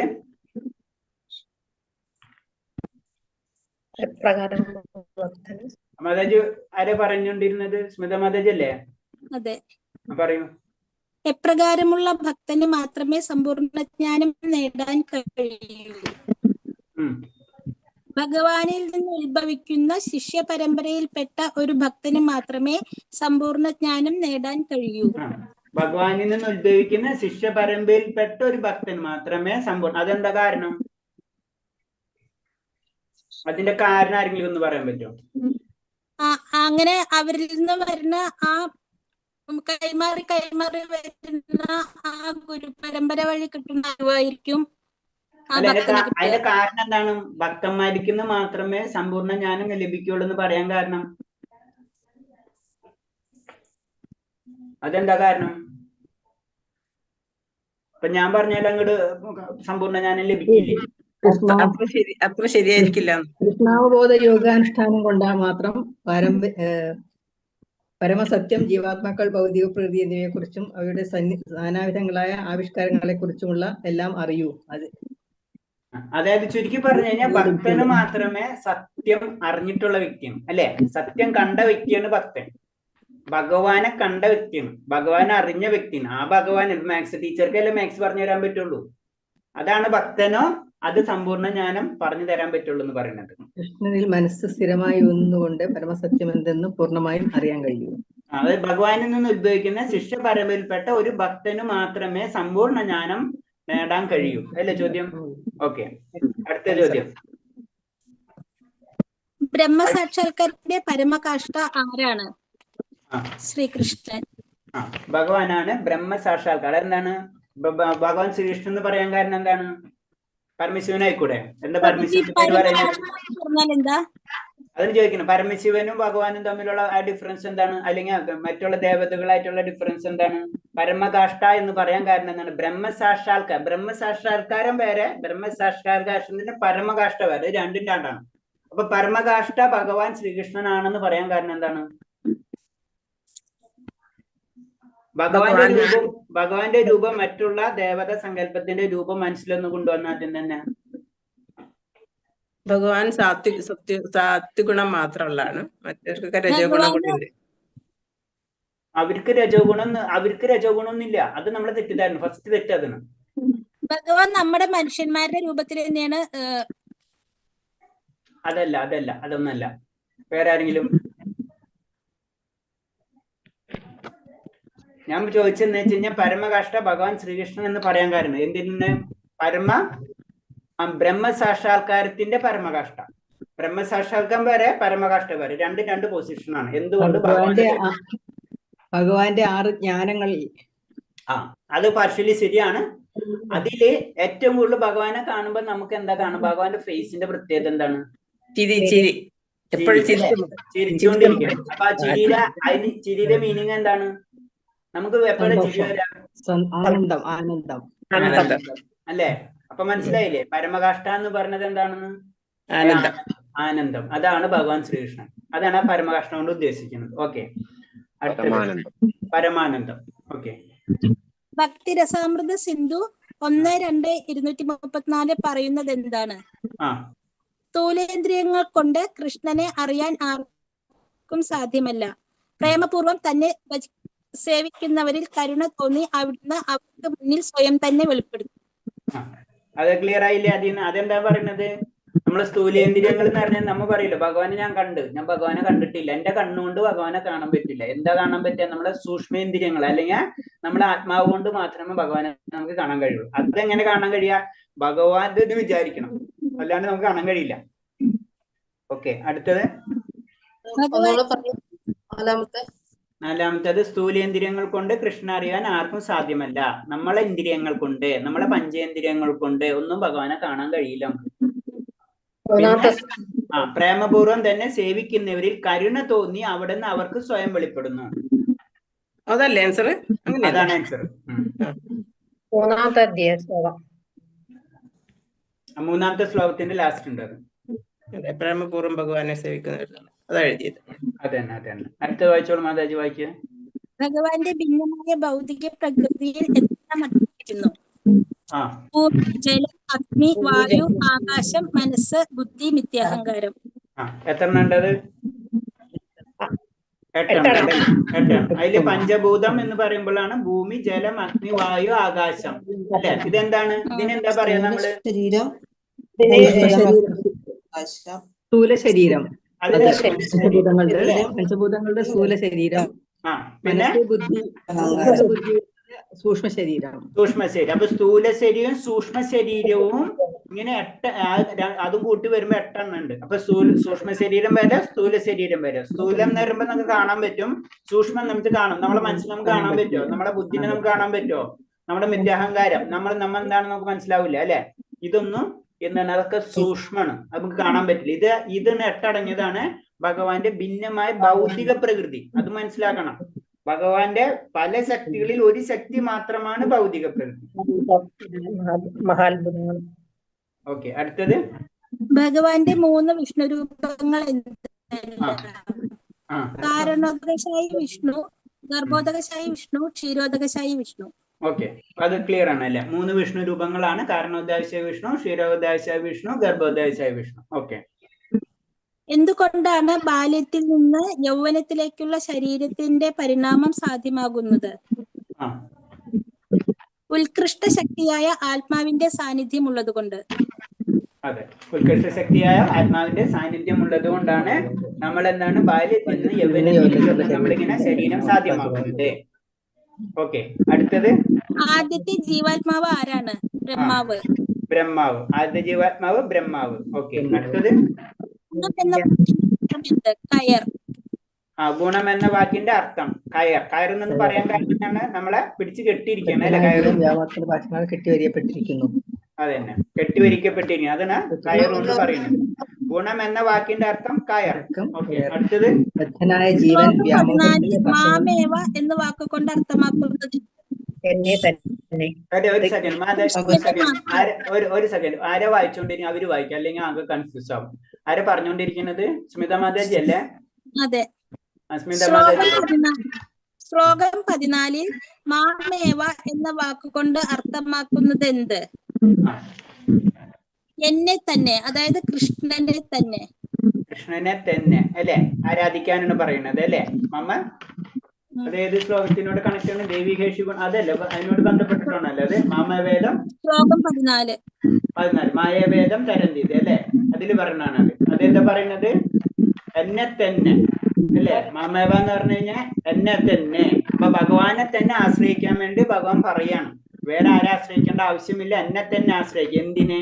ഈ മായയിൽ നിന്ന് രക്ഷിക്കണം. അപ്പൊ മായയിൽ നിന്ന് രക്ഷിക്കണമെങ്കിൽ ഭഗവാനെ ആകർഷിച്ചാൽ മതി. നമുക്ക് മായയിൽ തന്നെ ജീവിക്കണം. നമ്മൾ ഭൗതികം ആശ്രയിക്കണമെങ്കിൽ പ്രത്യേകിച്ച് ഭഗവാനെ ആഗ്രഹിക്കേണ്ട ആവശ്യമില്ല. നമുക്ക് വേണമെങ്കിൽ ദേവന്മാരെ പറയാൻ പോവാം. ഓക്കെ, നമുക്ക് എന്താ വേണ്ടത്? നമുക്ക് മുക്തിയാണ്. ഭക്തിയ ഭൗതിക ലോകത്തിൽ നിന്ന് വേണമെന്ന് തിരിച്ചു വേണമെന്ന് വെച്ച് കഴിഞ്ഞാൽ എന്നെ തന്നെ ആശ്രയിക്കുക. ക്ലിയർ കട്ടാ? ഓക്കെ, അടുത്തത് എങ്ങനെയുള്ളവർ ഒരിക്കലും ഭഗവാനെ ശരണം പ്രാപിക്കുന്നില്ല? ദുഷ്കൃതരായ മൂഢന്മാരും മനുഷ്യാധമന്മാരും മായയാൽ അപഹരിക്കപ്പെട്ട ജ്ഞാനത്തോട് കൂടിയവരും നിരീശ്വരവാദികളായ അസുരന്മാരും ഭഗവാനെ ശരണം പ്രാപിക്കുന്നില്ല. അപ്പൊ 4 ഗ്രൂപ്പ് പേരാണ് പറഞ്ഞത് അല്ലെ? ഒരിക്കലും മൂഢന്മാര്, മനുഷ്യാധമന്മാര്, മായയിൽ അപഹരിക്കപ്പെട്ട ജ്ഞാനത്തോടു കൂടിയവര്, നിരീശ്വരവാദികൾ. ഇവരൊരിക്കലും ഭഗവാനെ ശരണം പ്രാപിക്കില്ല. അവരെന്താണ്? താഴത്തേക്ക് പോയിക്കൊണ്ടിരിക്കും. അവരുടെ ജീവിത ചക്രങ്ങളിൽ അവര് താഴത്തേക്ക് പോകാനാണ് സാധ്യത കൂടുതൽ എന്ന് പറയുന്നത്. ഓക്കെ, അടുത്ത് ഭഗവാനെ ശരണം പ്രാപിക്കുന്നവർ ആരെങ്കിലും ജിജ്ഞാസു, പരമസത്യത്തെ അന്വേഷിക്കുന്ന ജ്ഞാനി. അവരെന്താ? ഭഗവാനെ ശരണം പ്രാപിക്കുന്നവർ ആരെല്ലാം? ഭഗവാനെ ശരണം പ്രാപിക്കുന്നവരാരെന്തൊക്കെയാണ്? ദുഃഖിതൻ, ധനകാംക്ഷി, ജിജ്ഞാസു, പരമസത്യത്തെ അന്വേഷിക്കുന്ന ജ്ഞാനി. ഓക്കെ, അടുത്തത് സുകൃതികളുടെ പ്രത്യേകത എന്ത്? ദുർകൃതികൾ പോലെ ആയിരിക്കില്ല. ശാസ്ത്രാനുസാരമായ വിധികൾ പാലിക്കുന്നു. ധാർമ്മികവും നൈതികവും സാമൂഹികവുമായ നിയമങ്ങൾ അനുസരിക്കുന്നു. ഭഗവത് ഭക്തന്മാരായിരിക്കും, ശുദ്ധ ഭക്തന്മാരായിരിക്കില്ല. ശുദ്ധ ഇവരെന്താ പറയുന്നത്? ഇവര് ധാർമ്മികവും നൈതികവുമായ സാമൂഹികമായ നിയമങ്ങൾ അല്ലെ അനുസരിക്കുന്നവരാണ്. ആര്? സുകൃതികൾ. മാറിയിട്ടുണ്ട് അവര് പറയുന്നത്. ഒന്നാമത്തെ പങ്കത്ത് ഭഗവാനെ ശരണം പ്രാപിക്കുന്നവരാരെല്ലാം അത് പറയുന്നത് ഈ 4 പേര്, അതായത് ദുഃഖിതർ, ധനകാംക്ഷി, ജിജ്ഞാസു, പരമസത്യത്തെ അന്വേഷിക്കുന്ന ജ്ഞാനി. ഓക്കെ, ശരണം പ്രാപിക്കുന്നവർ. അങ്ങനെയല്ലല്ലോ അതിന്റെ ആൻസർ പറയുന്നത്. മൂഢന്മാരും മായ. അത് അങ്ങനെ തന്നെയാണ് പറഞ്ഞിട്ടുള്ളത്. ഭഗവാനെ ശരണം പ്രാപിക്കുന്ന ആരെല്ലാം എന്നുള്ളത് അങ്ങനെ തന്നെയാണ്. ദുഃഖിതൻ, ധനകാംക്ഷി, ജിജ്ഞാസു, പരമസത്യത്തെ അന്വേഷിക്കുന്ന ജ്ഞാനി എന്നിവർ. അവരുണ്ടല്ല ലാസ്റ്റ് ഭഗവാൻ അന്വേഷിക്കുന്നവർ അവരുണ്ടല്ല. അതെ അതെ മാറിയത് ക്വസ്റ്റ്യൻ മാറിയത്. ആ പിന്നെ അവരെ പ്രത്യേകതകളാണ് ചോദിക്കുന്നത്. അടുത്തത് സുഹൃത്തുക്കളുടെ പ്രത്യേകതകൾ എന്താണ്? അവരെ പ്രത്യേകതകളാണ് അവർ ധാർമ്മികരായിരിക്കും, നൈതികവും സാമൂഹികവുമായ നിയമങ്ങൾ അനുസരിക്കുന്നവരായിരിക്കും അല്ലേ? ആ ശ്ലോകം ഒന്ന് ഏതാ നമ്പർ എന്ന് പറയാവോ? 16 തന്നെ വരുന്നതാണ്, 14 ഭാവാർത്ഥത്തിൽ വരുന്നതാണ്. 14 പ്രഭു ദേവന്മാരെ ശരണം പ്രാപിക്കുന്നത് ആരാണെന്നല്ലേ 15ാമത്തെ ക്വസ്റ്റ്യൻ? ആരാരെ? ദേവന്മാരെ. 15 എത്തിയിട്ടില്ല. 13 പറഞ്ഞത്. സുഹൃത്തുക്കളുടെ പ്രത്യേകതകൾ എന്താണ്?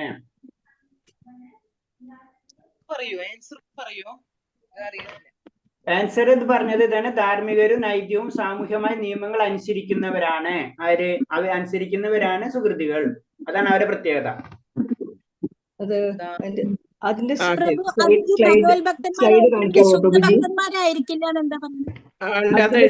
ശരിയാണ്. 14 സ്ലൈഡ് ഒന്ന് കാണിക്കാവോ പ്രഭുജി? 14 സ്ലൈഡ് 14 ഒന്നും കൂടെ ഞാൻ പറയാം. സുഹൃത്തുക്കൾ ഭഗവാൻ അത്യന്തം പ്രിയപ്പെട്ട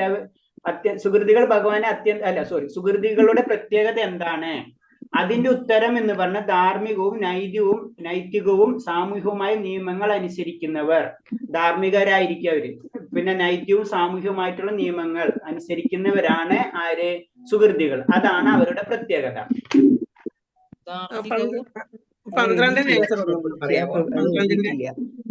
12 അല്ല പറഞ്ഞത്. അതായത് ദുഃഖിതർ, ധനകാംക്ഷി, ജിജ്ഞാസു, പരമസത്യത്തെ അന്വേഷിക്കുന്ന ജ്ഞാനി.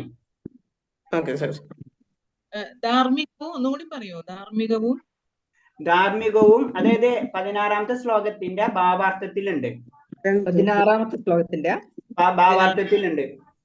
അതിൽ ഇതിന്റെ ദുഷ്കൃതികളെ പോലെ എല്ലാത്തവരും ശാസ്ത്രവിധികളും പാലിക്കുന്നവരെ മനുഷ്യരുണ്ട്. ഇവരെ സുഹൃത്തുക്കൾ എന്ന് വിളിക്കുന്നു. ധാർമ്മികവും നൈതികവും സാമൂഹികമായ നിയമങ്ങൾ അനുസരിക്കുന്നതിക്കൊണ്ട് പ്രായേണ ഭഗവഭക്തന്മാരാണ്. ആ പിന്നെ അതിന് കൂടെ കണക്ട് ചെയ്ത് വീണ്ടും ഉണ്ട്, വേണമെങ്കിൽ അതും എഴുതാം. ഭഗവാന്റെ ഭക്തിയുദ്ധ സേവനത്തിൽ എത്തുന്ന ഈ 4 വിധ ഭക്തന് ഒരു ശുദ്ധ ഭക്തന്റെ സത്സംഗമുണ്ടായ പരിശുദ്ധി നേടി പരമഭക്തന്മാരാകും. ഒരു സ്ലോഗൻ നമ്പർ കൂടി പറഞ്ഞാൽ ഉപകാരമായി. കാരണം പെട്ടെന്ന് എഴുതിയെടുക്കാൻ എളുപ്പമായി. സ്ലോഗൻ നമ്പർ നോട്ട് ചെയ്തേക്കാം. 16ാമത്തെ ശ്ലോകം കേട്ടോ. ഓക്കെ. പിന്നെ അടുത്തത് സുകൃതികളിൽ ഭഗവാന് അത്യന്തം പ്രിയപ്പെട്ടവർ ആരാണ്? ജ്ഞാനസഹിതമായ ശുദ്ധ ഭക്തിയുത സേവന നിരതനായിരിക്കുന്നവനാണ് ഭഗവാന് ഏറ്റവും പ്രിയപ്പെട്ടവൻ. അതെ, ജ്ഞാനി അല്ലെ? ജ്ഞാനി സഹിതമായ ശുദ്ധ. അപ്പൊ ജ്ഞാനം ഉണ്ടാവണം ഭക്തിയുദ്ധ സേവനത്തിൽ ഏർപ്പെട്ടിരിക്കുന്ന വ്യക്തി. ആ വ്യക്തിയാണ് ഭഗവാന് ഏറ്റവും പ്രിയപ്പെട്ടവൻ.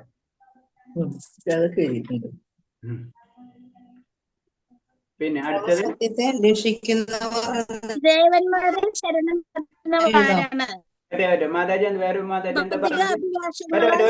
ഒരു സ്മിത മാതാജി ഒരു സെക്കൻഡ്. വേറെ ആരും പറഞ്ഞെന്തോ? വേറെ ആരും ഭഗവാന് അത്യന്തം അതെ പരമസത്യത്തെ അന്വേഷിക്കുന്നവർ എന്ന് എഴുതാമോ? ഇല്ല, ഇതാണ് കറക്റ്റ്. ജ്ഞാനസഹിതമായ ശുദ്ധ ഭക്തിയുദ്ധ സേവനത്തിൽ നിരതരായിരിക്കുന്നവരാണ് ഭഗവാന് ഏറ്റവും പ്രിയപ്പെട്ടവൻ. അത് ജ്ഞാനം ഉണ്ടാവണം, ഭക്തിയുദ്ധ സേവനം ഉണ്ടായിരിക്കണം. 17ാമത്തെ ശ്ലോകം തന്നെ. 17ാമത്തെ ശ്ലോകത്തിലുണ്ട് അത്. 14ാമത്തെ ചോദ്യത്തിന് ഉത്തരം 17ാമത്തെ ശ്ലോകത്തിൽ. അടുത്തത് വായിച്ചോളൂ. 15 വായിച്ചോളൂ. അതല്ലേ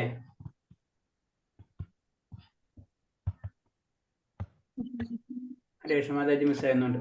ഓക്കെ, വേറെ ആരാ വായിക്കുന്നത്? 15 പ്രഭുജി ഞാൻ വായിക്കുന്നുണ്ട്. ഓക്കെ, അപ്പൊ പറഞ്ഞോളൂ. ദേവന്മാരെ ശരണം പ്രാപിക്കുന്നവർ ആരാണ്?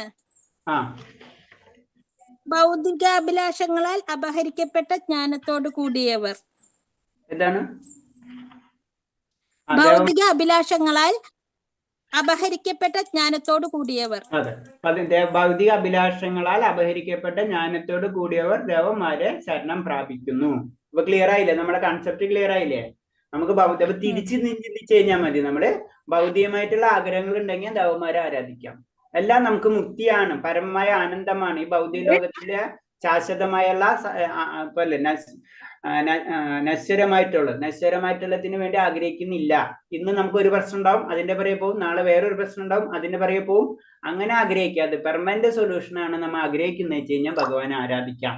എല്ലാം നമുക്ക് ഇത് തന്നെ ഇങ്ങനെ കറങ്ങണം, ഒരെണ്ണം കഴിഞ്ഞ് അടുത്തേക്ക് കടക്കണം എന്ന് വെച്ച് കഴിഞ്ഞാൽ ഭൗതികാഭിലാഷങ്ങൾ അപഹരിക്കപ്പെട്ട ജ്ഞാനത്തോടുകൂടിയവർ ദേവന്മാരെ ശരണം പ്രാപിക്കുന്നു. ഓക്കെ, അടുത്തത്. എങ്ങനെയുള്ളവർക്ക് ഭഗവാൻ ഒരിക്കലും പ്രത്യക്ഷനാകുന്നില്ല. ബുദ്ധിയില്ലാത്തവർക്കും മൂഢന്മാർക്കും ഭഗവാൻ ഒരിക്കലും പ്രത്യക്ഷനാകുന്നില്ല.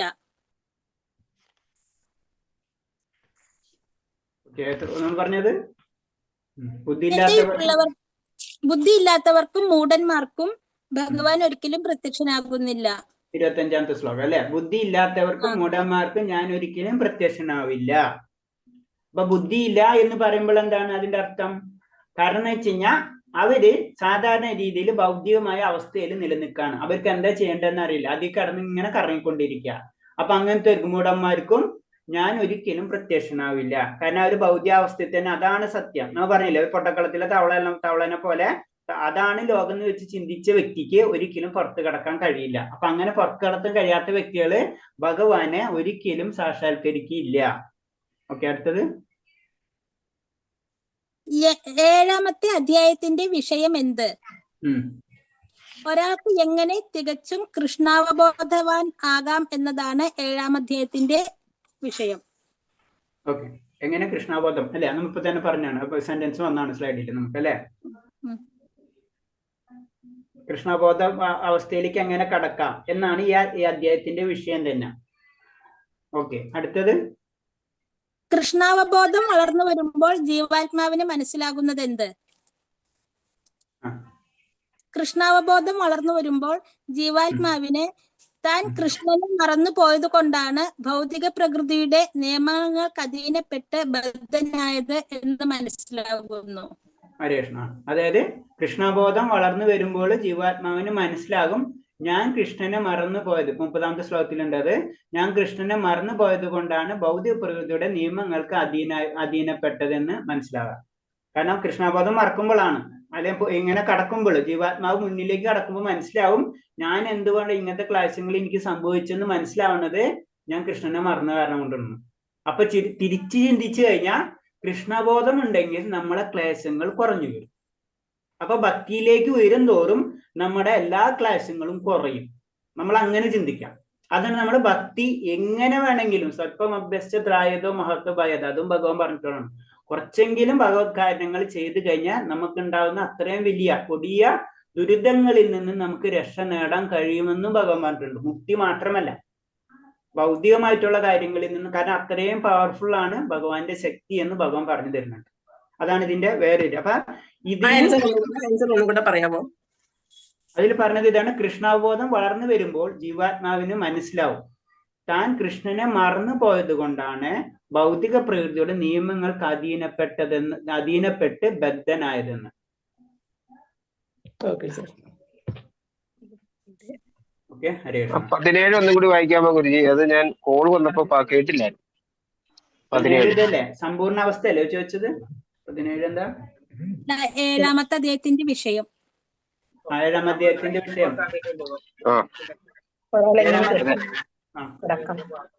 കൃഷ്ണാവബോധം അല്ലെ, പരിപൂർണമായിട്ടുള്ള കൃഷ്ണാവബോധം.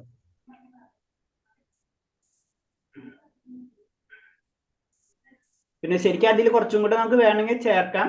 കാരണം പല വിഷയങ്ങളുണ്ട് ഇതില്. ക്ലേശങ്ങൾ അനുഭവപ്പെട്ട മനുഷ്യര്, ജിജ്ഞാസു, ഭൗതിക സൗകര്യങ്ങൾ തേടുന്നവൻ, ബ്രഹ്മജ്ഞാനം, പരമജ്ഞാനം,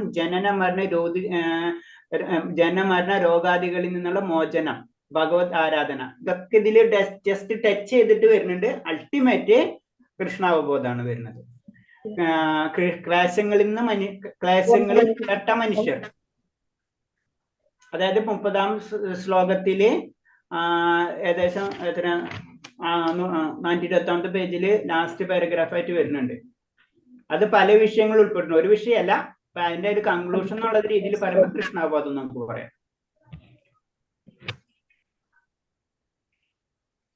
പരിപൂർണമായ കൃഷ്ണബോധം. പരിപൂർണമായിട്ടുള്ള കൃഷ്ണാവബോധമാണ് ഈ അധ്യായത്തിന്റെ വിഷയം. എഴുതിയില്ല എല്ലാവരും?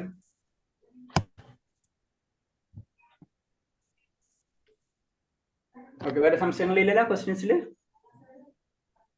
എഴുതി കഴിഞ്ഞല്ലേ? അല്ല എനിക്ക് ഇവിടെ കേൾക്കുന്നില്ല. സുഹൃത്തുക്കളുടെ പ്രത്യേകത ഒന്നും കൂടെ പറഞ്ഞു തന്നായിരുന്നു, അത് എഴുതാൻ പറ്റിയിട്ടില്ല. ഒന്നുകൂടെ പറഞ്ഞാൽ മതി. സുഹൃതിയുടെ പ്രത്യേകത എന്താണ്?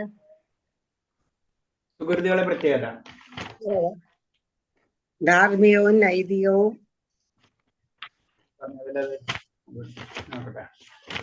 കേൾക്കണില്ല. ഇതിൽ കിടക്കുന്നുണ്ടാവും. സുഹൃത്തുക്കളുടെ പ്രത്യേകത ധാർമ്മികവും നൈതികവും സാമൂഹ്യവുമായ നിയമങ്ങൾ അനുസരിക്കുന്നവർ. ഇവർ പ്രായേണ ഭഗവത്ഭക്തരാണ്. എത്രാമത്തെ ശ്ലോകമാണെന്ന് പറയാമോ? 16ാമത്തെ ശ്ലോകം. 16ാമത്തെ ശ്ലോകത്തിൽ ഭാവാർത്ഥത്തിൽ കിടക്കുന്നുണ്ട്. 16ാമത്തെ ശ്ലോകത്തില് ഭാവാർത്ഥത്തിൽ കിടക്കുന്നുണ്ട്. അതിൽ പറഞ്ഞിട്ട് ധാർമ്മികവും നൈതികവുമായ സാമൂഹ്യ നിയമങ്ങൾ അനുസരിക്കുന്ന ഇക്കൂട്ട പ്രായേണ ഭഗവത് ഭക്തരാണ്.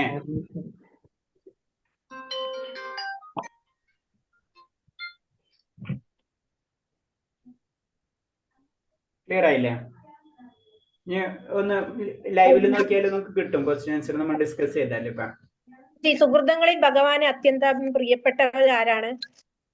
അതല്ലേ